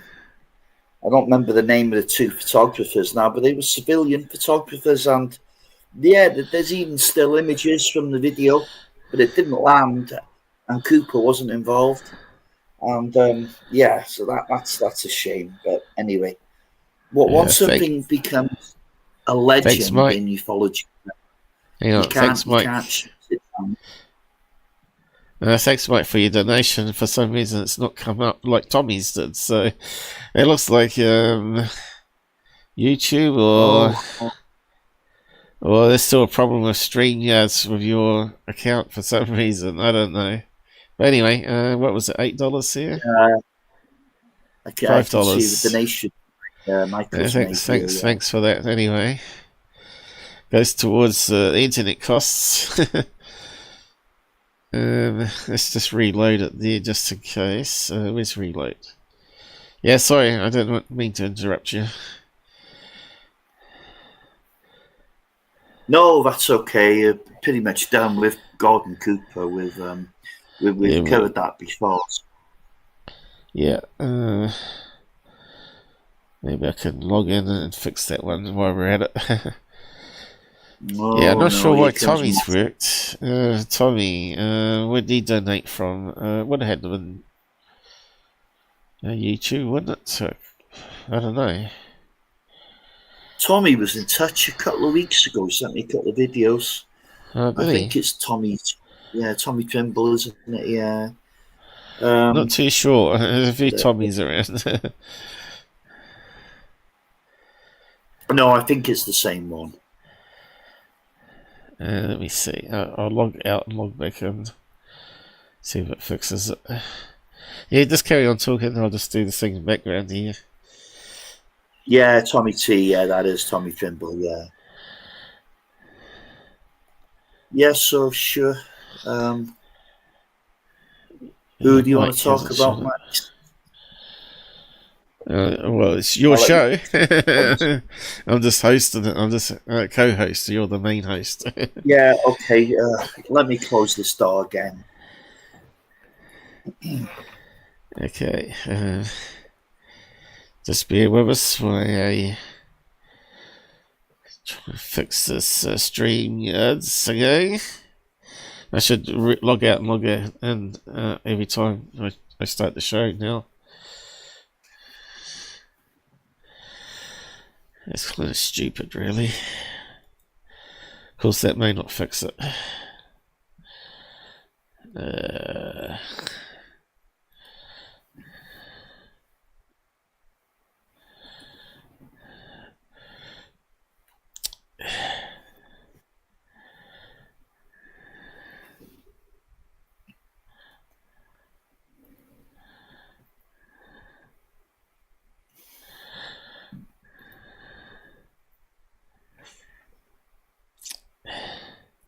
Yeah, carry on if you want to. Have you fixed the issues? Yeah, I could do this in background while you can talk. I don't really have to worry about what I'm doing. Yeah, I mean, okay, another so-called whistleblower, but did claim to have classified information was Boyd Bushman. Michael King donated £5 through Super Chat. Oh, yeah, it worked. Carry on, I'm sorry. Yeah, that's what I mean. If you're doing this, there's no point me talking if you're doing technical stuff. No. It's just fixed the problem and updated what it was meant to do. Yeah. You'll still get interrupted by people donating, of course. Oh, yeah, I understand that, yeah. So Boyd Bushman, my God, that guy had a CV. He worked for Lockheed Martin, he did. Basically, he was a scientist, engineer. If you had to go through all his qualifications, it'd take all flipping night. He told the story to Richard Dolan, I believe. I remember the interview. I was intrigued listening to it. And then right at the end of the interview, he pulled out that Walmart alien. Yeah. You know, imagine having a career like that. You've only got a few weeks to live, and you sign off with a cock and bull story like that. Yeah, it's a doll. Why do it? I mean, just what made him do it? What on earth made him do it? I don't know. Did he have some mental difficulties towards the end of his life, or was it some form of disinformation? Do you know? I really don't know. But yeah, as if he could smuggle classified photos out and then start tossing them around in front of a camera. Yeah, but all those photos turned out to be fake. They could match it to various other photos. Yeah. You could buy the models from Walmart. And you could find the books and TV shows that the other pictures were taken from. And postcards, I think, was one of them. Of the DC skyline or something like that, anyway. Okay. Not sure if it's on here, but... That left Richard Dolan looking like a right plonker because he put out the interview, didn't do any background checks or anything. Well, he didn't do any kind of reverse image checking on that silly alien. And when someone did, they soon found it. Someone's even trying to suggest in one of those captions there, that's the real one on the left and the toy on the right. Pretty identical. Some said the K-Mite modelled the doll on his picture. You can't win. Yeah, you can't win in this field, I tell you. No, you can't. No, there'll always be somebody making an excuse for these guys, you know. Yeah. That's possibly he had a mental problem. He may have had dementia. And he may have been fed lies, he may have been hypnotized and fed it, or maybe offered lots of money to his family because he didn't have much to give when he was going to die. There's all sorts of possibilities here. There's possibilities, but of a career like that, you'd think he'd have been, quite a wealthy man. But, things sometimes can happen to people, can't they? They can go bankrupt, then they can lose their money. I've been fairly rich my life when I was working $40 an hour. Now I'm rock bottom, because I ain't got a job anymore. So yeah, it does happen. You lose everything, right? And you struggle the rest of your life, In fact, a lot of people in New Zealand can't afford housing anymore because the pension is only like $400, right? New Zealand, which is like £200, and that's for a couple on the pension. And most rental properties now are $500 to $800 a week.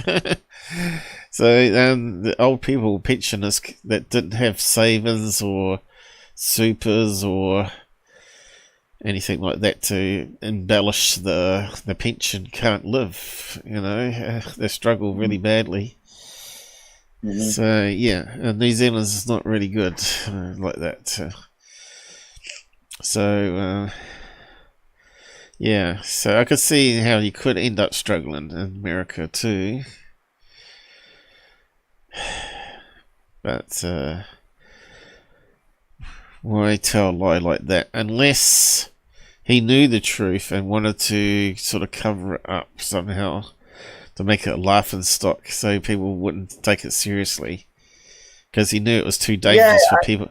He may have known it was too dangerous for people to know the real truth. Anyway, carry on. Yeah, I don't know. I'd kind of like to believe that.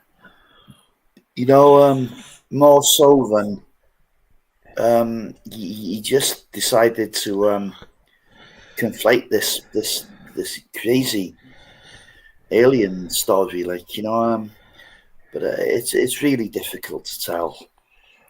It's really difficult to tell. I tell you, I watched last night. Somebody sent it to me.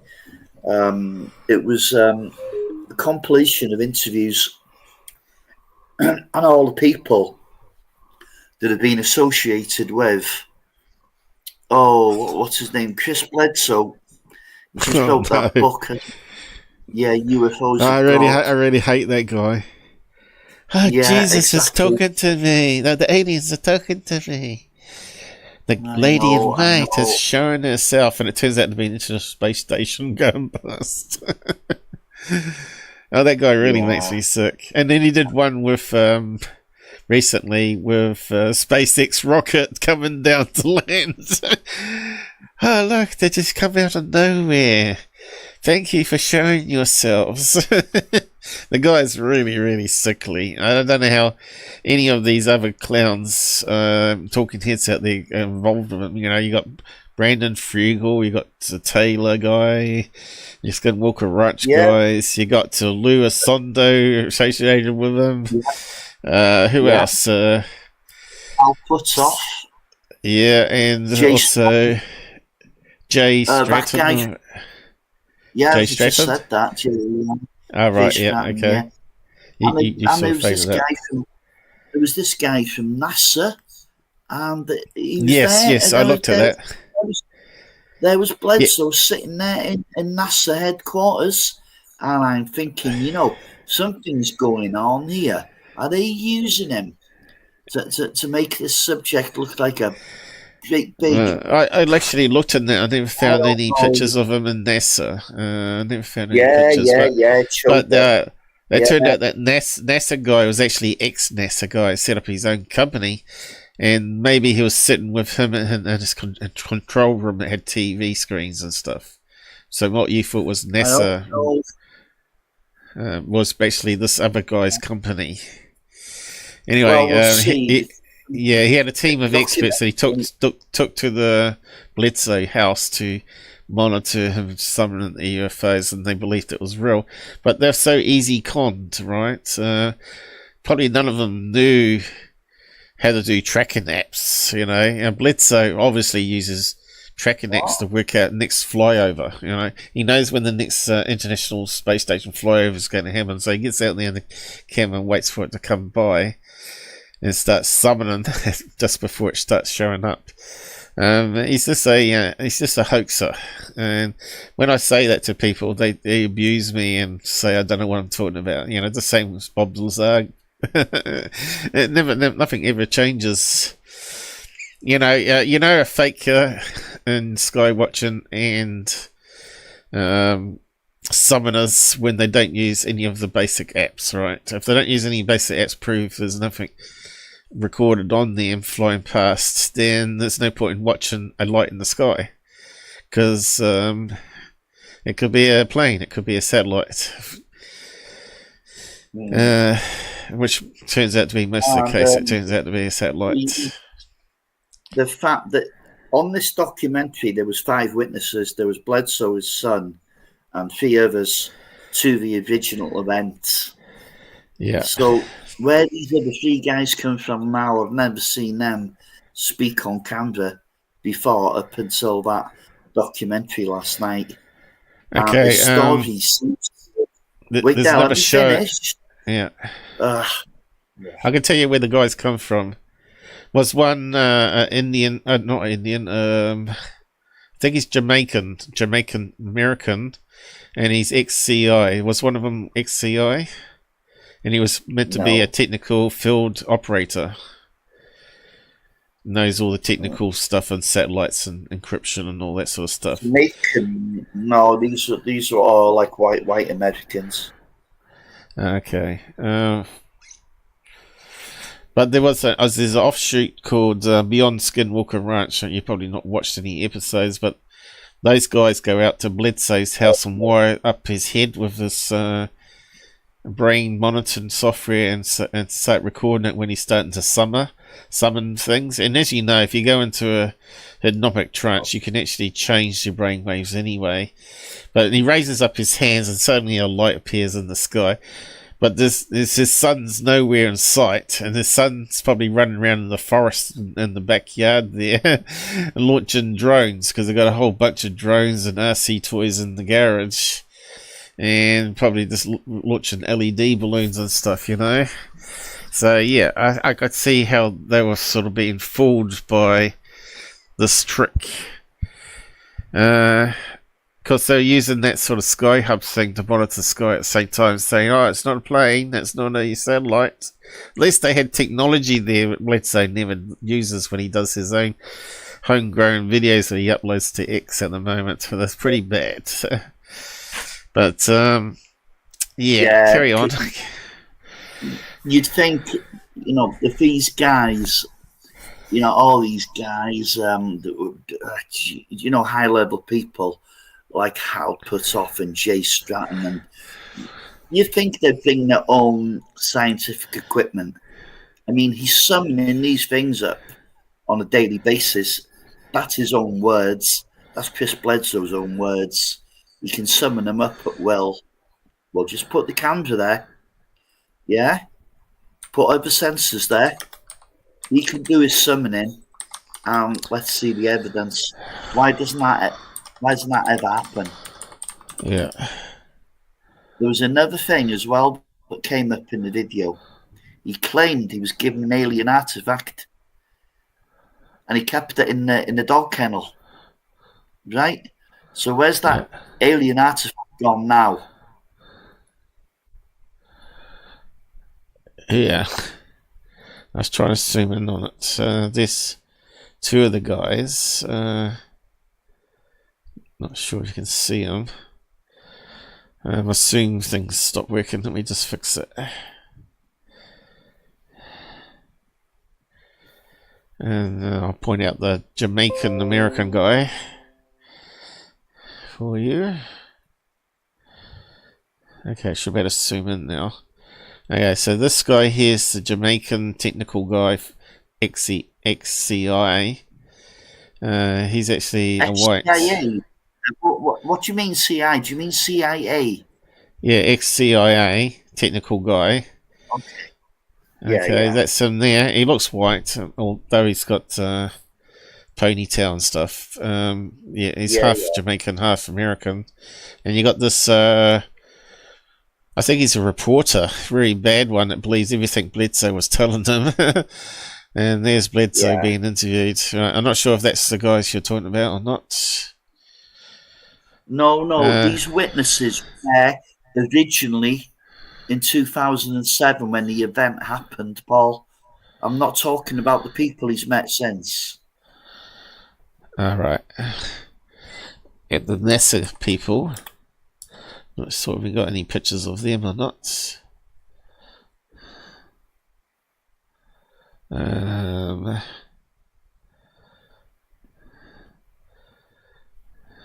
Zooming too much now. There's that stupid head they put on him. And this is the orb that showed up. God, he's loving the attention. NASA, Ackland, must look, yes.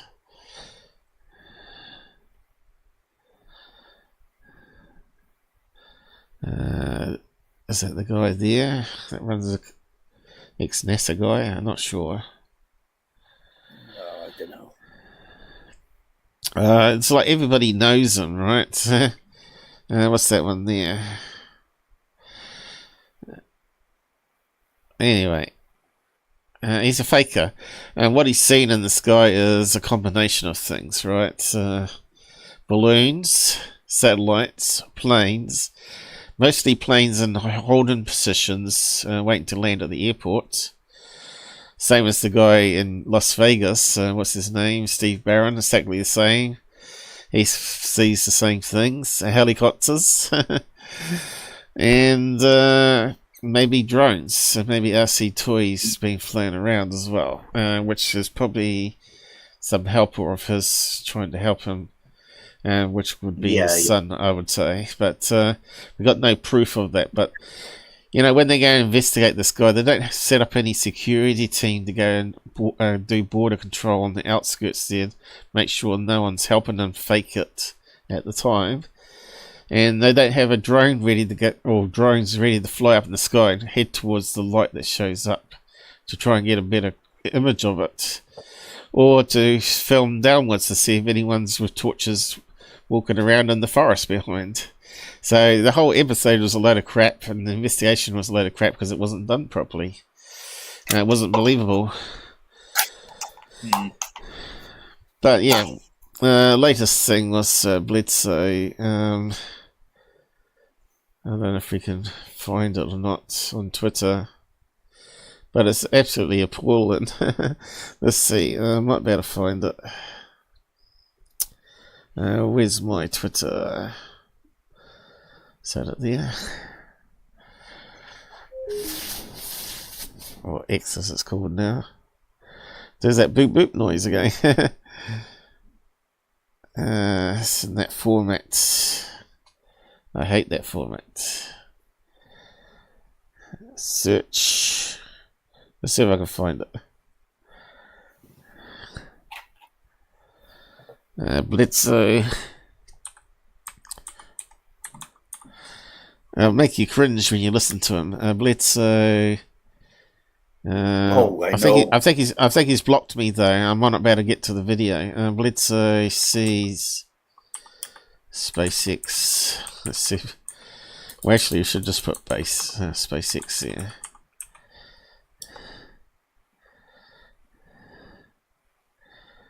Is it going to work?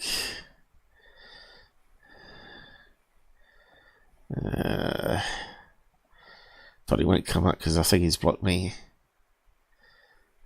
Here we go. This is what he was filming. Have a look at this. It's hilarious. Yo, I'm 24 seconds in. Now it's responding to our conversation, guys. And this is amazing. I'm telling you. Yo, I'm 24 seconds in. Now it's responding to our conversation, guys. And this is amazing. I'm telling you. Yo, I'm 24 seconds in. Now it's responding to our Okay, conversation. unfortunately, it's only a 10-second clip. But yeah, you can see how sickly he is. Oh, God's just sent me a UFO alien and stuff like that. Let's see if we can find the longer clip. It's just hilarious. Let's see, does that one play? You won't believe what I'm filming, by the way. I'm sorry. There we go. This is while a full you're one. talking, I'm filming the most incredible thing. There's a bright orb running the length of my pond, and it has a tail on it. My Lord, thank you for this. My voice is shaking. Yeah. You're not going to believe this video. I'm 24 seconds in. Now it's responding to our conversation, guys, and this is amazing. I'm telling you. It has an aura around this orb, a tail. It's shaped like It's not V, a parody, guys. and It's not. very big. This is true And life. It's orange, pinkish orange. It's still meandering down the length of my pond. I mean, this is incredible. It's going down my pond. Ooh. This is something very touching, connected to your. No, you can see it's a your rocket loss and your contrail. daughter. This very well could be a sign for you, Jim. This is amazing. I'm telling you. You're Go, not Jay gonna believe this Stratton. when I Your share it man's with really good. Dave, because, we're talking amazing. I mean, I can't explain what I'm looking at right now. But I'm going to show Everybody you. knew it within Lord seconds willing, it was this video. SpaceX. Oh, Lord, thank you, my Lord. Wow. Wow. Did you see it? Wow. Yeah. You want to believe what I Okay, just that filmed? thing at the end was the most exciting thing, and it's actually a meteorite that was coming down. It was in the. It was a known period for meteorite showers as well. It's probably why he went outside, hoped to see the lights light up as the meteorite shower comes down. I can't remember which meteorite shower name it was, Leonard's or something like that. But you can see how sickly he is, and he puts out videos like this all the time. And it turns out to be a satellite space station, and I'm not sure if it's the first time he's done SpaceX. Yeah, I better not play too much of it. He'll probably have a copyright on us. That's terrible, that guy. That guy is just so bad for ufology. And yet so many people believe him, right? He's a healer. How'd you explain he healed his dog? Well, come on, guys. Yeah. A cyst on the neck of a dog popped, and he put his hand over it until the blood clots. You know, it doesn't take too much science. That Grant Cameron's the one that caused all that problem, because he went to interview him when it happened. That Grant Cameron's a bloody flip-flop. Now, the only thing he ever did report on was that Charlie Red Star business, and after that it went all downhill.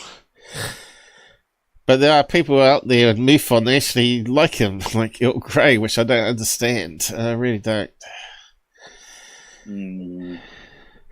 But you can see how bad Bledsoe was in that video, right? And I just couldn't listen to a complete idiot like that. And last time I talked to Earl, Paul, and I talked to him at some length. Yeah. He wasn't coming over as any fan of Bledsoe then. That's solid. Really? Oh, that's good. That's good to hear. Yeah. Yeah, I know MUFON was the first ones to debunk him with a lie detector test. He failed it. It's called UFOs Over Earth. Have you not seen it? I've seen it.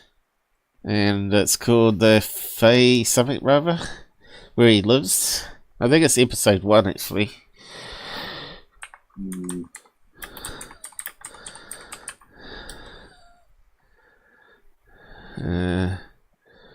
Well, that's the logo for the TV series. Only 3 episodes, unfortunately. They followed the Star Team. So whenever they get a really good eyewitness account happening, they send the Star Team out there to scan the area and collect information, right? And Bledsoe was one of them. Yeah, videos. So you probably can find it online. There's season 1 full episode, right? And I think that's the Bledsoe one. Is it? I don't think I can play it though, without copyright. Mutual Infinite. Move on. What's that one called? 3 episodes. There you go. Oh, right. The Fayetteville incident. That's where he lives, apparently. Is that episode 1? Or was that episode 3? I'm not sure. And then you had this guy that did CGI in Mexico, and Jamie Massan's expert was saying it wasn't fake, and Mark D'Antonio said it's 100% fake. And then you had the Bucks County flap, which was probably one of the more interesting ones. Is that the one where they had magnetic plastic forks after an alien abduction event? I think it might have been, I'm not sure now. And there was one of them in Bucks County that they investigated, and they found the tree was magnetized, and the boat outside, the fiberglass boat, was magnetized, but that wore off the magnetism after a few days. But they documented it by sticking things to the tree that were metal and plastic forks and all that sort of stuff. Now that evidence has gone underground. It was all Dr. Lear's team doing it for some reason. Oh no! Yeah. And it's all got underground, and no one's got access to the original investigation videos and stuff, which is a bit unfortunate, because that could be the smoking gun evidence they should be presenting to the hearing guys. I'm not sure why these guys keep it under wraps, you know. MUFON would have it too. I think MUFON's got it hidden underground. They would have copies of that too. They would? Of course they would, yeah. Yeah. I don't know. I just don't know who you can trust. You know, I'd like to trust MUFON, but there's too many bad actors in MUFON now, you know. Well, the thing is, yeah, you can't get access to the database, can you? It's all, they consider it to be their own intellectual property, which is a bit of a problem, to be honest. Yeah. Whether that ever changes in the future, we'll just have to wait and see. Yeah, I'll post it on the side there so you can have a look. I won't try and play it. I don't know if it plays or not. Anyway, it said it was free, the first episode, anyway. Okay. Yeah, so Bledsoe, I think, is just really bad for ufology. And the other guy that's with this guy at the same level, as far as I'm concerned, is Dr. Greer. Dr. Greer, cactus tree. Actually, is that a cactus tree in the background there? I don't know. Dr. Greer is another... Would you call him a whistleblower? I suppose you could. He says he's met people and heard things. I suppose in a way he is a... No, I wouldn't call him a whistleblower, but we know what he is. I mean, I've got plenty of whistleblowers on the list, but Greer certainly isn't. No, I mean, he claims to have told us plenty, but yeah, I mean, how many of them are the real deal? Any of them? I don't think so. It hasn't come up. So that just shows you how much Google doesn't follow along. What's it called? A Joshua tree. Maybe Joshua. That's how you spell it. No. Joshua tree, it's called. A cactus tree. I thought you would have come up with a cactus tree. Just shows you what Google scraped. It obviously hasn't scraped anything to do with my episode or other people, but there's a cactus tree, right? Take the picture of that at night time. It looks like little crazy little shaped creatures in the sky. You know, if you get the right shaped cactus tree. Yeah. Yeah, it looks like it hasn't come up here. There's light beings, as they call them. But he's now a total shill in the field as well. Yeah, it's been for a long, long time now. Yeah. Probably find it on X, actually. I closed it down, did I? Might be able to find... where is it?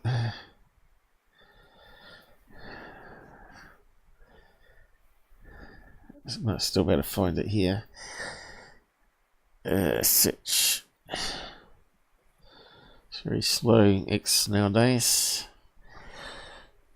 So, Greer.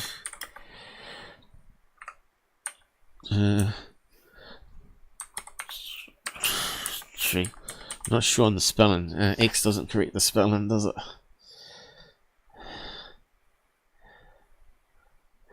There you go. You're talking about Baker. First thing that come up. Jake Baker, a barber, confirms that he's working with Dr. Greer. Yeah. He looks like a psycho. Well, first of all, I'd like to say that, you can say what you want about Dr. Greer, but the guy's been 30 years ahead of everyone else on a lot of the details of this subject. So a lot of what he Oh, says so bad. is correct. To me, he's like the... Dr. Greer is a total shill, and nothing he said is correct, as far as I'm concerned. And the Joshua Tree thing is prime example, and he even goes to lectures even now, even though he's been outed on it, saying that he's talking to the creature now on stage. But yeah, I'm not sure if I typed it in right, so I probably spelled it wrong, have I?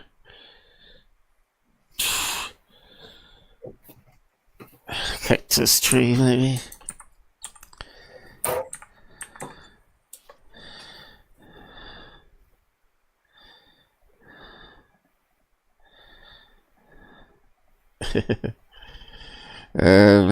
Where's that funny clip of they did of them talking to the being on stage when we know it's a cactus tree?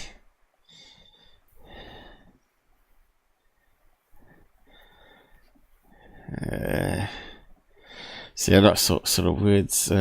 There's one of his light beings, right? That's just lens flare. That's just a lens flare on the camera.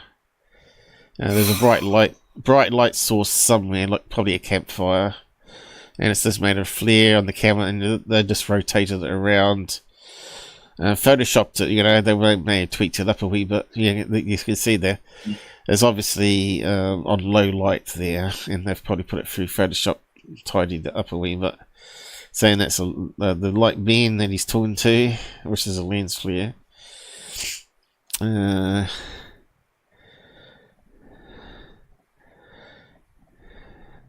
What was the name of the creature? Bashu or something like that? I don't know how you spell it though.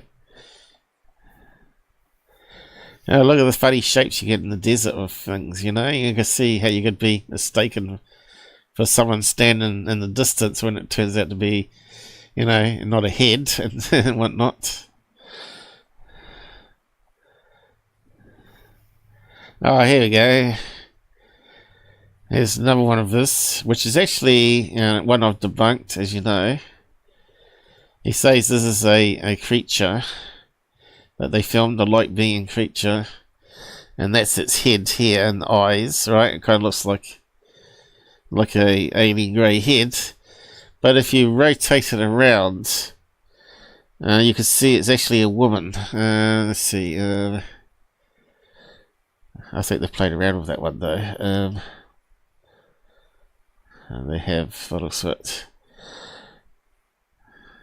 I'd have to get my one up again, do side by side of it. It's actually a woman wearing a black jacket, and that's her red jacket. She's got a shirt on, and that's her face, but they've overexposed it here, so you can't see her face. But there's actually a woman. Someone was swinging around the camera, taking multiple, when you do a burst mode, you can then swing the camera around. That's what someone was doing on the campsite, right?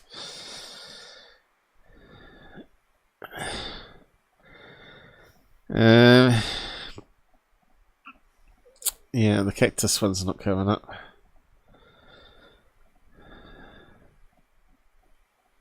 But I've played it in the past, so.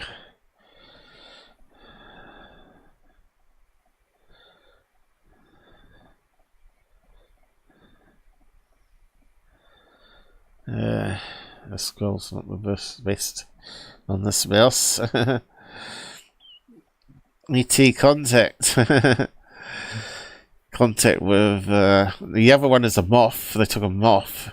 He was charging $800 for people to get access to that on his website, and it was this infrared of a moth on camera. Before, infrared cameras were very common for security cameras around houses, so people got conned by it. But yeah, I just can't find it. Yeah, I typed like being in that time, didn't I? Is it B? How do you spell it? B U or something strange name. I'm not sure where they got the name from. Is that how you say it? There's a lens flare one again, is it? Let's have a look at that one. Something will begin to happen, and there are jets and helicopters like right over. So yeah, do they monitor it? You gotta be careful, it's got music there.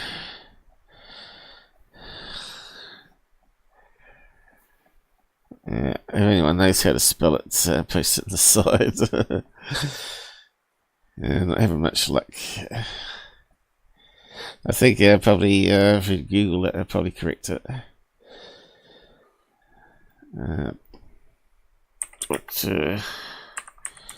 Yeah, like being Ray Jew or something like that.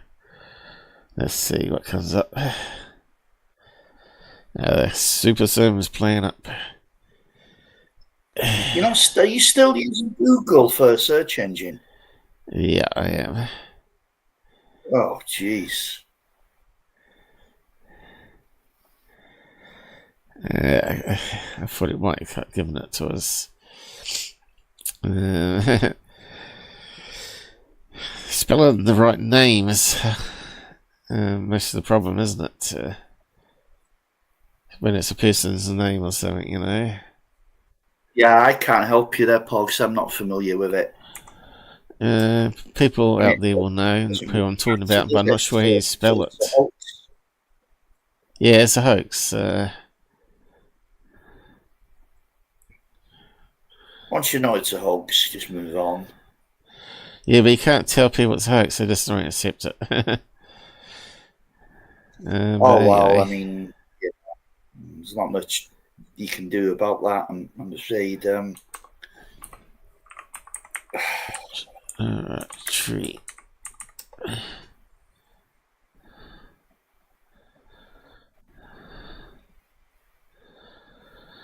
C5, here we go.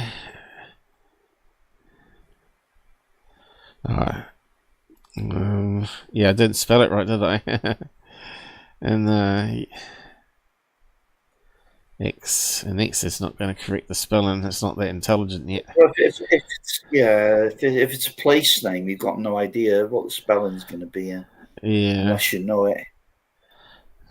Unless it's spelled the same as the name, Joshua. Have we got it now? No.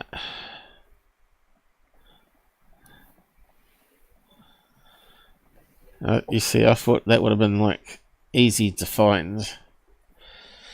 But it just shows you how hard stuff gets buried after a while. What's that one?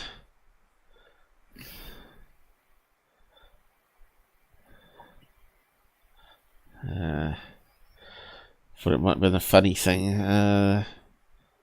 Taking the piss out the cactus tree. Here's the lady in red. Now you can see, now it's been unexposed, underexposed. You can see it's a head. It's got the hair, the eyes, the mouth, and it's got this black shirt on, and she's got a red jacket on, right? So you can see it's when the camera's been flipped around, it's been taking shots at various angles and produced that effect here. He's saying it's a light beam. And it's just a distorted image of a woman there. Maybe it's even been photoshopped. In fact, it looks like a face there. You can see a face in the background there too. Yeah, but I mean, to me, that it's just a blur. I just passed that by. I can't see anything in that at all, really. Well, you can't see her cheeks here and the forehead. Yeah, I mean, it's totally out of proportion. Oh yeah, it's distorted. Maybe yeah, that one's less distorted, of course. You can see there's a face there as well. Yeah, but then again, the pareidolia sets in. So believe me, that's how they faked it. They may have done some distortion in Photoshop, of course. But yeah, but we still can't find the cactus tree one, the famous one that he still says is real. It's very strange. We found all the other ones, apart from the moth as well. But it's out there, you know. If you do the research, you can find this information. Well, I'm not wasting my time doing any research on Stephen Greer. Yeah, but I'm talking about all the followers, the believers. They could do a background thing and actually say, yeah, that is a bit dodgy. Yeah, I mean, that's true. But will they? They'll defend it. That's the thing, you see. Yeah. That's not going to give it to us. It's funny that, isn't it? It's really strange.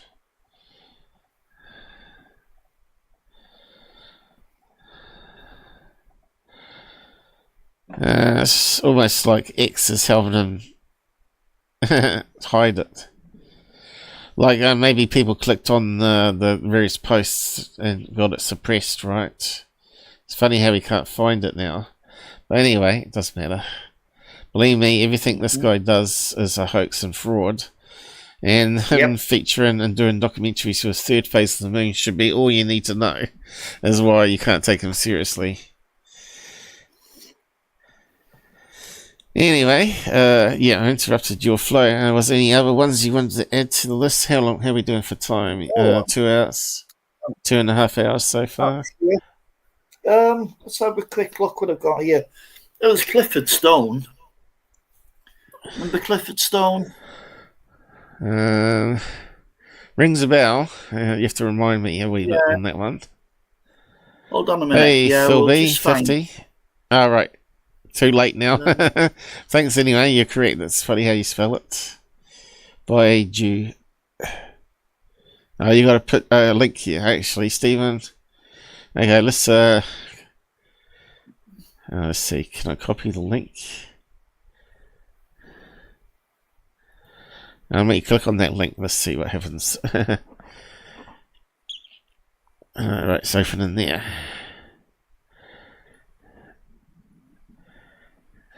So I got a picture of it.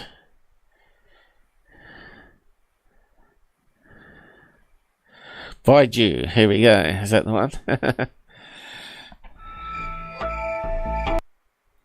He's got music. Oh, what's happened? It's clipped it here. In our time-space, often these ET object that appears and flashes in and out, but it's an electronically teleported version of that. No, that's not BG. It was like he's trying to promote some sort of movie. I thought you might have had a picture of it there. I'm not seeing it. It doesn't matter. Looks like it's very hard to find the information we're after. Kind of crazy. But yeah, I know it's on my episodes. If you go and watch my episodes, me debunking them. But I don't think it's really worth writing about it. Greer. Just do a quick thing here and see. Here we go. So we've got a thumbnail of it here. So this was photoshopped, but when you see the original image it was photoshopped from, you can see it's clearly a cactus tree, you know, with a little strange fruit on the end or whatever it is they have on the end of the branch. And they added in some extra limbs through the Photoshop. So I think it was on that one.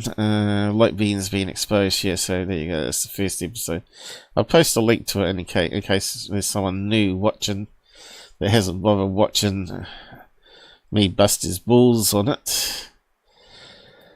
But yeah, you can use the chapters here to jump to it if you find it in the list here. Because we go through every one of them. There it is, side by side. Okay. Okay, so that was the original image there.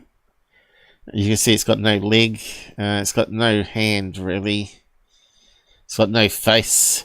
But you can see it looks like a low light of a branch of a cactus tree there, with people's heads and cameras below that, by the looks of it.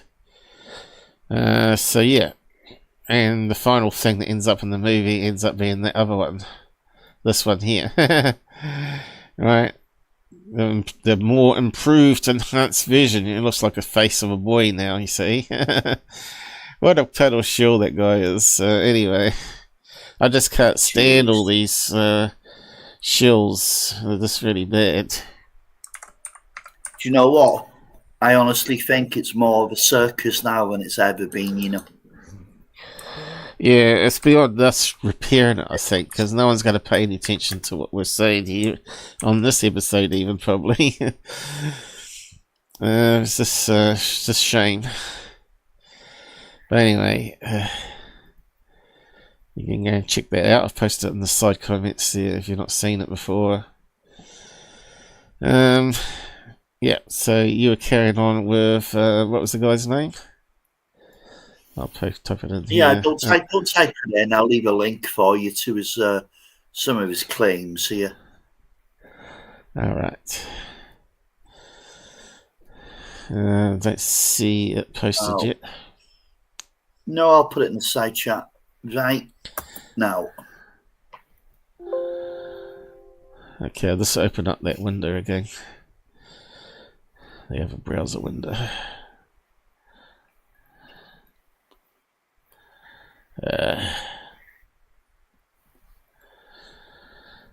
What was his name again? Clifford Stone. There you go. Is it safe to play it, or do you want us to play it? It's up to you.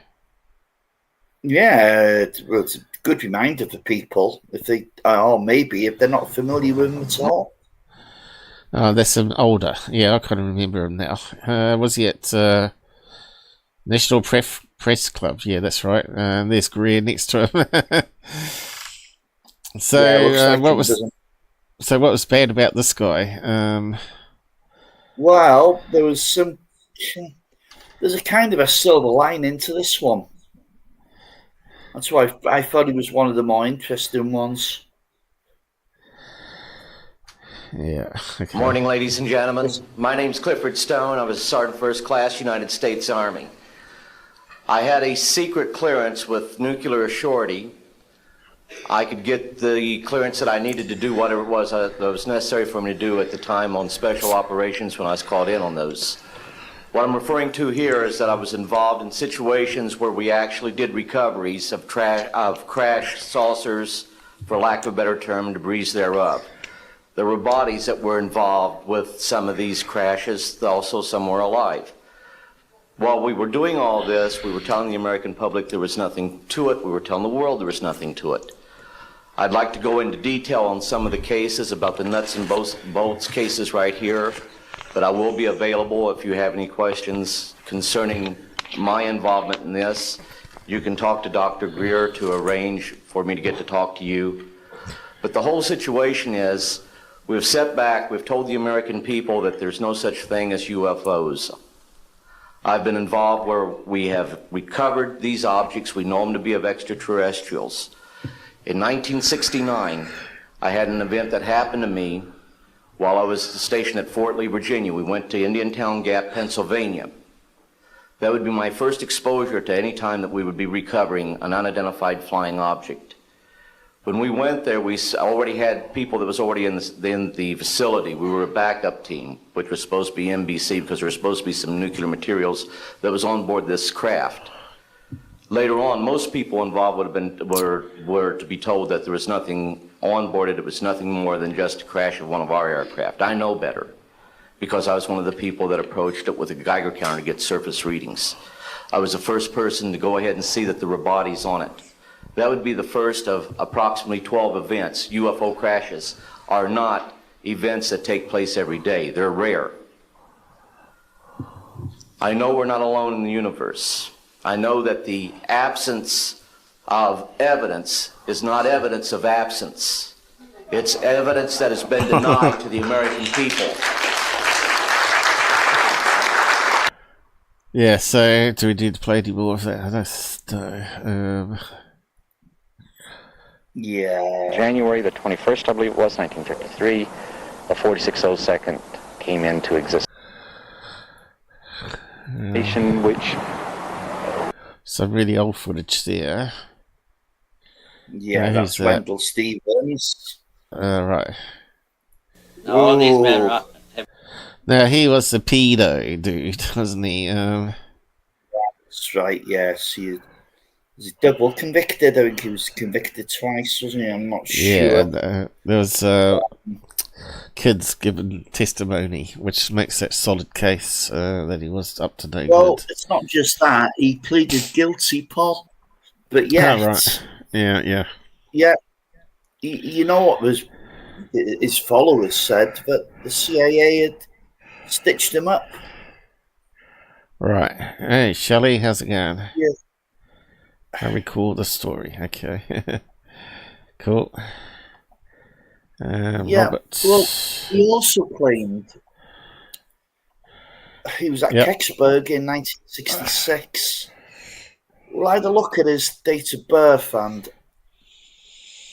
he would have been like 17 at the time. So it's quite difficult to imagine, at 17 years old, you'd be called into, because of a downed UFO. But he claims he was one of the first. No, he actually claims he was the driver of the vehicle, of the flatbed vehicle that took the, it was an intact craft, wasn't it, at Kecksburg? Right. It was that bell-shaped thing that people often refer to as the Glock. Yeah, that was Kecksburg. I thought it was more acorn, but yeah, bell shape. Acorn shape, but a lot of people said it was really similar to the Glock, the so-called stupid Nazi conspiracy theory of anti-gravity in 1943 or whatever. Well, actually, time travel as well. They claim it's the Nazi bell that come back eventually to Earth at a different time. Which is a really good sci-fi story. If it's true, we don't know. But apparently they did find some creature inside that was half dead or something. Okay. Yeah. Yeah, another person witnessed to it or something. Some sergeant or something had a look inside. I don't know. This is Kecksburg. Yeah. Okay, well, that guy, apparently, that was when it had been actually dropped off at an Air Force base, and someone claimed to have looked inside and that they'd seen a body. But this is typical, like that part of the story came many, many years later. Of course. It's just typical how it gets bigger and bigger as time goes by. Yeah. It's a shame, but it happens, and you have to look out for these people. But Clifford Stone was an interesting character, despite these tall stories. And you have to realise that he was 22 years in the army, and he only ever reached the rank of sergeant. That's quite unusual to spend 22 years. Yeah. So he wasn't exactly a high flyer. So it's quite difficult to imagine him being called into something that would be like, a top tier operation. But nevertheless, one thing that Clifford Stone did do, he always said there was the government had documents on some of the stuff that had actually happened to him. And he found via FOIA Operation Moon Dust, which turned out to be a genuine, real project. And part of Moon Dust was to recover craft of unknown origin. So it's the unknown part of that we're interested in. But what does he mean by unknown? That doesn't really mean to say alien spacecraft. But if one had crashed, there was a team in place. And it was Moon Dust, and apparently that still exists. But maybe now under a different name. What Moon Dust about, though? Was it crash retrievals? Crash retrievals. I've just explained it to you. But there was one part of it that talked about the recovery of unknown vehicles, which is basically a UFO. If it's come out of the sky, right, and you can't identify I thought maybe Moon Dust UFO. was some sort of project for NASA where it launched something in space and it come down or whatever. No, it didn't launch anything. It recovered stuff, but of course, part of it was satellites, and especially foreign Russian, Chinese satellites, or any part of anything they tried to launch and it came down on friendly soil. Yeah, that's the book, but you can actually find the documents online if you want. Yeah. If you're looking for anything like that, old documents. Kevin Randall. The National Archive, United States, is probably the best website to use. This one's got Project Lunar Dust. Yeah, well, who the hell's that Reagan? I've never heard of him. Come on. I mean, I don't. Yeah, someone trying to copycat it to me. I mean, these images are totally unrelated, Paul, to what we were talking about. Yeah, I was just seeing what was out there on Moon Dust. But there's all sorts of secret projects the government was doing with all sorts of strange names. Yeah, like see that? Yeah, hold on. Who wrote that book, Paul? You've just moved away from it. That one there. Yeah. Let's see, who's the author? Can't quite read it. Oh no, you can't. I wonder who wrote that book. 03/05/24. There you go. My God. There you go. Yeah.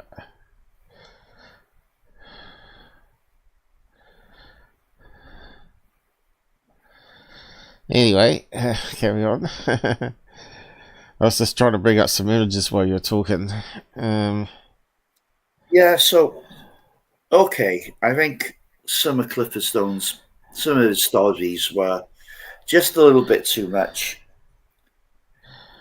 But yet, he had the know-how and somehow enough information to dig the documents out for this project that he claimed to have worked on.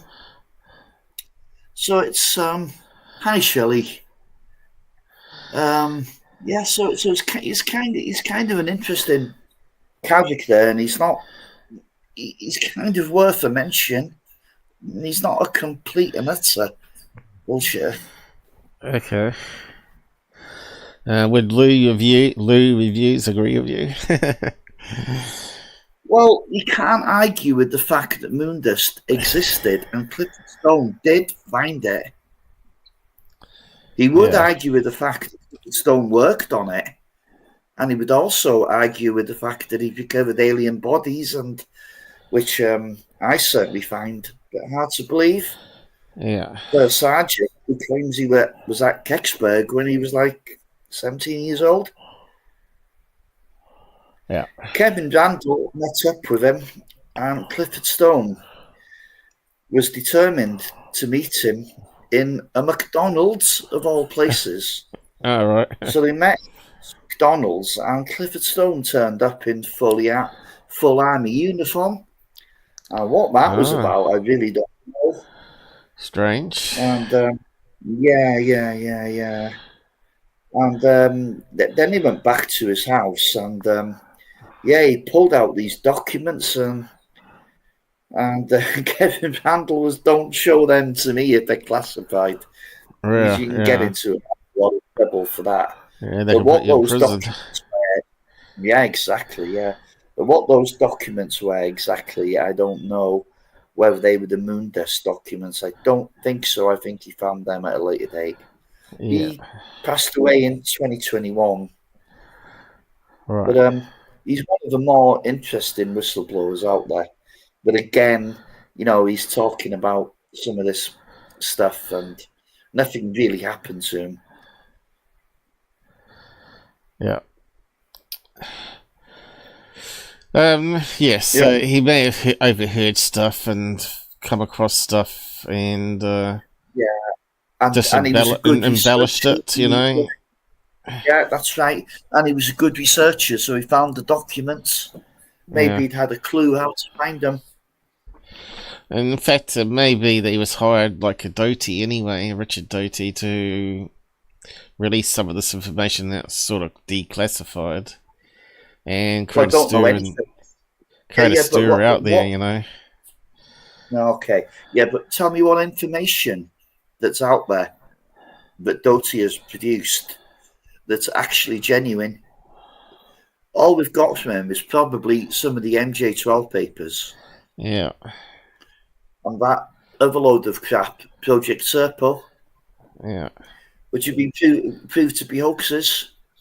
We've got nothing. There were some photographs of that, wasn't there, Serpo? I remember doing that years ago in a live show. Yeah. Photos? Oh, I just typed in Serpo.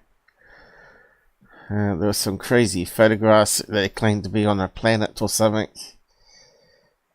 Oh, I know. Was it Serpo? I'm not sure it was Serpo. Is that how you spell it? Yeah.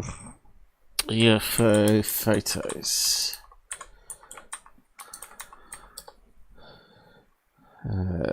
Maybe we can't find them on the web. You know how stuff gets on Google censored. But I have put up a few of them in the past episode. Maybe I can find it in an old episode again. This is why it's good to do live shows of episodes and put the information in where you find it. Because it disappears off the web, and then you've got a copy of it in your live show. So it's another good reason to download a live show as keeping record of what was actually searchable in the web when Paul did the search. You find it's now not available, and you have to wonder why. But I'm not saying times. Yeah. And of course, people realise they made a mistake in their statement and they take it down offline, and you haven't got the original reference to it, They made a mistake in the article, so they just take down the whole article and rewrite another one or whatever, and you haven't got reference to the original document, unfortunately, unless it's an archive.whatever it is, IO website that archives all old websites, but you have to tell it to. It's not like Google where it sort of scrapes everything. Yes, I can't find it, unfortunately, on search there. I'm not sure if I would have put a keyword in on the older episodes either. This channel, the batch any content. Yeah, maybe I didn't type in that. Doty maybe. Yeah, Falcon. It's to do with Falcon and what's that, Condor.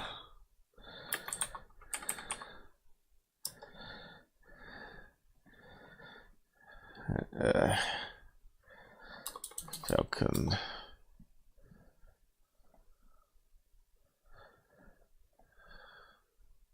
Right, okay, we've got something. No. Yeah, it could be in there. Maybe. I'm not sure. No, that one's too new. We've got some noise on. Have we lost you, Robert? Yeah, I know, yeah. Did we lose you? Yeah, I'm not too sure. I can't pin it at this stage, but yeah, there's some pictures in one of these episodes that he claimed to be legit. And there, some of them are really crazy looking. Look like someone's had made statues of things and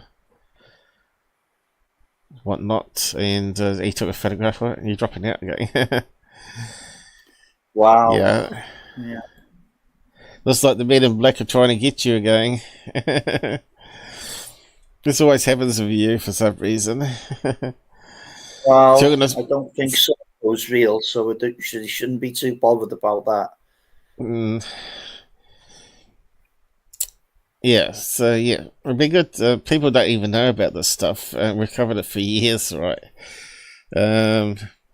And yeah, all the newcomers that come in don't know about all the past of Richard Doty and all the crazy stuff.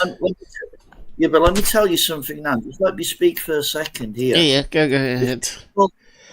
If people were more aware of what's happened in the past, I mean, going all the way back to the 40s now, with these whistleblowers that have come and gone, you'll see the same old patterns repeating themselves over and over and over and over again.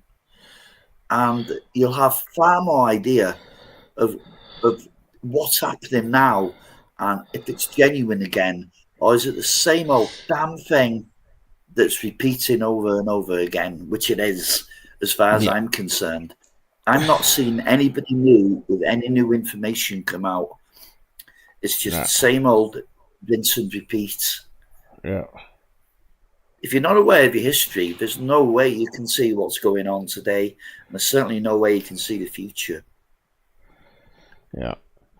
But ufology has changed from the early days, and UFOs have changed, and the videos have changed. In fact, not the videos not as much as what people think. It hasn't, you know. I mean, you had the contactees of the 50s, didn't you? Your Adamskis, your Van Tassels, you know. And what have you got today?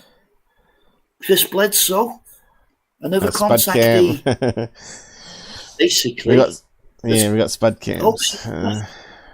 Yeah, Adamski hoax stuff, Bledsoe hoax stuff, Van Tassel hoax stuff, Bledsoe hoaxes stuff. It's nothing new. It's been around since forever. Yeah, and I think the government protects these type of people because they love it. They want all that disinformation out there while they carry on doing their black ops experiments.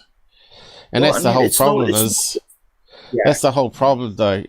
People like the debunkers will say it's black ops and it's been mistaken and it's going to be something man-made, and it's always going to be that out clause, right? So if it's not a plane, bird, balloon, or swamp gas, it has to be black ops. It can't be aliens because aliens are not coming here. That's what they think. There's no evidence of it. But when you tell them that the aliens make sure there's no evidence of it, they just don't believe it. They just think you're a nut job. So, yeah, if someone's got super technology, better magic than us, of course they're going to control what gets out. Unless they make a mistake, you know, a slip up and they think they've got got it covered when they didn't know about another camera that was filming it, or something like that, you know. Or maybe they don't care. Maybe they'll think, oh yeah, it'll come out as a blurry image, it won't actually prove anything, and not really care about it. You know, some of the crazy stories we've heard over the years from people that's experienced things and we've got no evidence of what they experience. It's just absolutely mind-boggling, really. You know, even if you look at Gabba TV Beast, his mother's claim of these hat aliens, with the pyramid hats, these aliens and the UFO merging with the house, claims he had a video of it. And yet he hasn't bothered getting James Fox to reclaim it off the hard drive and make it into a movie.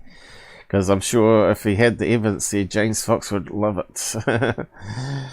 But, you know, it would be great to see a picture that matches someone's story and you can't debunk it. That would be really, really good.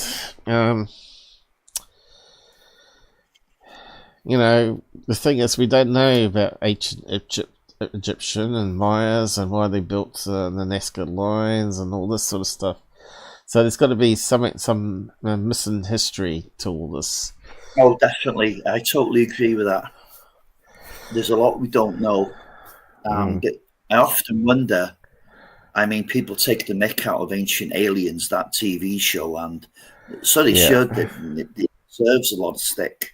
But some parts of our history, and there was some knowledge that was there thousands and thousands of years ago, and we don't know where that knowledge came from.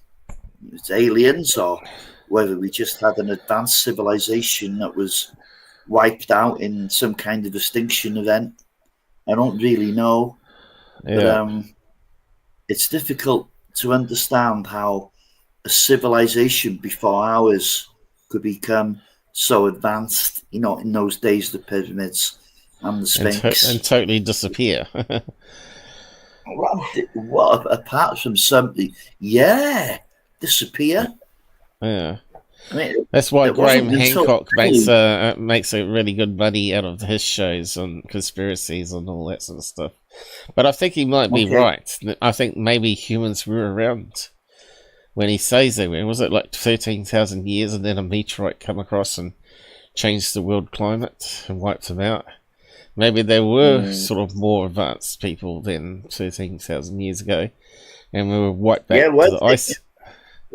Where did they come from? Well, there might have been humans, you know, there might have been humans like us, you know, and a lot of our technology has been around for 150 years. You know, if they've been around for thousands of years, obviously they're going to learn a lot in 1,000 years. But why can't we find highways and motormobiles and all that sort of stuff if they were that advanced, right? Why can't we find crash sources inside molten rock piles and, you know...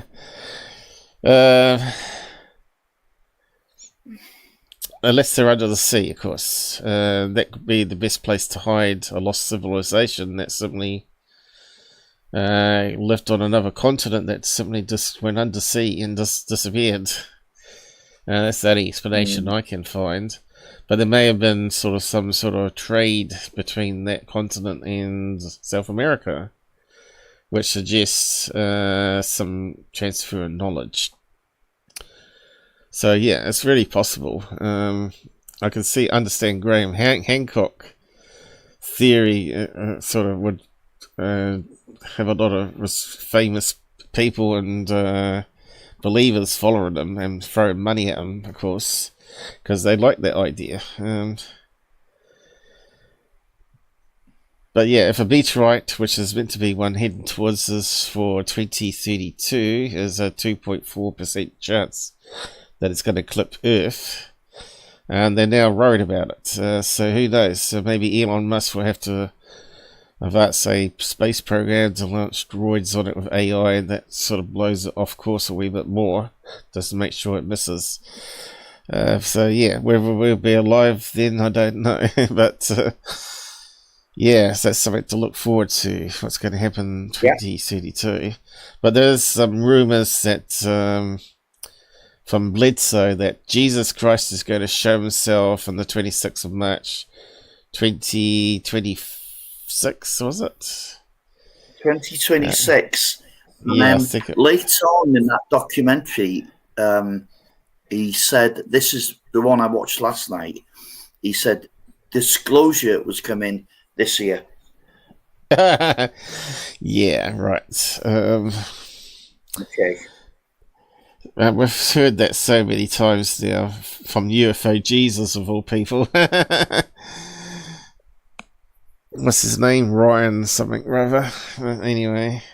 Oh, I know who you mean. UFO Jesus, yeah. Oh, he's sort of like a Ryan Robbins, that is. Oh, right. Yeah, he's sort of like the lap boy for Sondo now, isn't he? Oh, I know, and he's there with his disclosure pipe. What yeah, the but hell? he's making thousands of money from it. Yeah, I know he is. He's making lots of subs and lots of money from it now. Yeah, he's towing the company line. Yeah, that's but what I was saying earlier. Yeah, he's destroying ufology in the process. So. I'm not even sure if he believes half this stuff himself, you know. Yeah, but he's got to keep the channel ticking over, hasn't he? And he doesn't want have to do a regular job. Yeah, I don't want to do a regular job. Well, not dressed as Jesus, certainly not. No. And he can't play that pipe either, so he's not going to get a job as a musician, is he? Yeah, apparently anyone that has a podcast or has anything on their Facebook to do with UFOs never gets a job again, is what they're saying on X. Who was saying that? Some sort of job expert saying clean up your Facebook and your socials, because any crazy stuff on there, even politics, could put the person from hiring you. You know, people are so stupid out there. You know, if the bosses are that lame that they're worried about what you believe in, opposed to whether you can do the job for them, it's the stupid. I'll tell you off air who this person was, yeah? But I only recently found out what this person done in 2021. We'd had it wasn't even a row. It was a debate on UFOs. Anyway, this person was talking about really highly advanced tech in the 40s and 50s, and I told into it. And but there was no bad language, no nothing.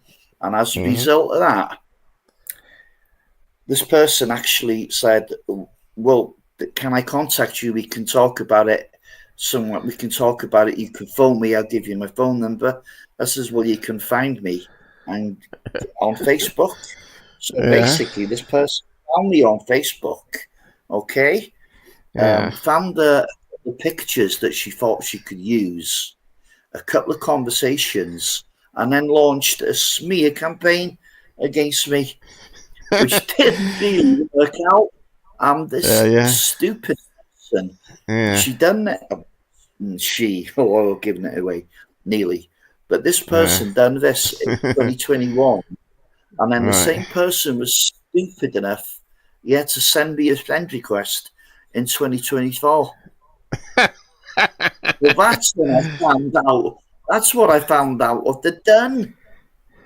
Yeah, well, I've had people that sort of slang me and backstab me on my channel, and then they come back 4 years later. Yeah, I think I know who you might be talking about, but yeah, you can tell me offline who the name was. Yeah, you know, we've had people come and go on my channel also, as you know, getting upset about stupid things, and realising that I'm still the same year after year, and come back and realise that I got sensible UFO stuff after all. But yeah, people just get upset with me because I call a spade, and sometimes my language, you know, they read too much between the text lines rather than talking face to face on voice, you know. So yeah, they all get upset over the years, but I don't care. I'll just keep on doing my thing, and Il Grey was upset with me for some time. Then he come back and realised he likes talking to me, and so because I got a similar thinking to him as well about UFOs and all that sort of stuff, and I bring something new into it, that he never thought about, right? Or I can look at some video like he does and actually give my opinion on it, and I think it basically agrees with pretty much everything I say on video analysis, So, really, it's just about people coming together, getting some common sense, and just forgetting about all these fakers out there, and actually try and document the stuff going on yourself if you can. Yeah, but I find when you get a group of people that have similar interests, and especially if you're local and you can get together, some of the stuff starts attracting the aliens and the paranormal, and you get what they call attachments. I think it's very possible, and then you start experiencing yourself, and then you get a world view change because you've had it happen to you. It verifies what they were saying. But anyway, yeah, carry on. Well, I mean, you can discuss these guys in a rational way without having to make stuff up about them and be really nasty about them. Yeah. And I think we've pretty much done that tonight. But, there's a couple of channels out there that I won't mention that just seem really vengeful and spiteful. And I think I know the channels you mean. Yeah. And there's cruel, and they just sound cruel and vindictive, and it doesn't come over well. It's quite hard to listen to. Yeah. Even though most of what they're saying will probably be the truth, because ufology, it's such a circus that there's so much low-hanging fruit to pick on. Yeah. But there's so much ammunition there for episodes. And then they tar the whole of ufology with the same brush. Yeah. There's still that 5% of damn good researchers out there who are responsible and would never knowingly put anything false forward. But they never get a mention. Yeah. I know who you're talking about. So we're coming up to 3 hours now. How you going? Now, do you want to wrap up now, or? Yeah, I guess so. I think that's pretty much my list covered, Yeah. But God, if you can always come on another. You can always come on another weekend, of course. Or actually, it's actually Tuesday here. Another Monday, I should say. We'll do a Monday next time. I had a friend down last night, and he'll be away for the next week. He came down for a couple of hours earlier. Yeah, he left early tonight. It just makes it harder for people to show up if they're working, you see. But anyway, it doesn't matter. They'll watch it offline. 2 more weeks and he'll be gone, and that'll be it. Yeah, so I got another guest coming on called Max. He's written a book on UFOs and paranormal. So I'll tune in. the 17th of February got him booked in for 1 p.m. I think it is my time. Wee bit later than yours today, and I think it's an American holiday and President Day or something like that. So unfortunately, it'll be on a Monday, my Tuesday again. So some people won't be able to show up to see it unless they're on holiday. But anyway, you better watch it offline. So I have to see what he's got to say. He's written a few books on paranormal and UFO stuff. So just it's always good to have a listen to other people's ideas and see where it comes from, research or just their own experiences or a bit of both. Just to see how it gives something new to the channel here. Because as you know, a lot of people get told not to go on the Out There channel because he's this and this and this and this, and then I've had people cancel or not show up, you know. So we'll see how we go with this one, and I've got another one probably lined up after that one too. That's also done thing on Bigfoots and paranormal. So yeah, we'll see how we go. So I've got to do a thumbnail for him next, I guess. So stay tuned for that one coming up. The guy's in Florida, I believe. So yeah, see what he's got to say about stuff, whether he's got any photograph evidence or videos like we have. Most people don't have. They normally got eyewitness account, and that's about it. But yeah, and I'm interested in various stories as well, because they're entertaining, right? Yes. Even if they turn out to be total rubbish. So here we got down the side here. We got Shelley still. Thank you, Paul. Shelley. No problem. I think a lot of people got a bed that popped on the side. Tommy, I think he went away, and Michael King. They're probably working, so he probably popped on the lunch hour there. So no doubt they'll be watching it after when he gets home. I'm not sure if we've covered anything really new. It's really just like a recap, really, again, of all the stuff we've done. So yeah, we'll say good night, and I'll do the end credits now, and I'll close down this. Okay, good night to everyone, and especially Shelley. Yeah, she's still around. You can't get rid of Shelley. She's got a new dog, by the way. Her other dog died. Had put down. Oh. Yeah. So yeah, she's got a labby that's keeping her busy right now. Probably likes lots of food. So yeah, I'm going to drop you off now, Robert, and have a good sleep. If you sleep now, I don't know, or eat or whatever. Yep. There we go. Just drop him off. Now let's roll out the credits. And take care on the roads, everybody, until we'll see you again next time.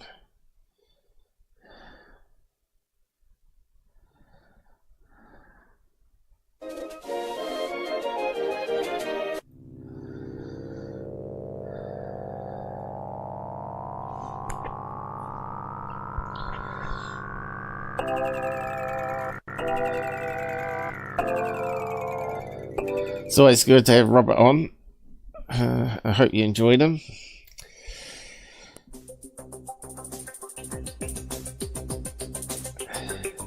We used to do a weekly show.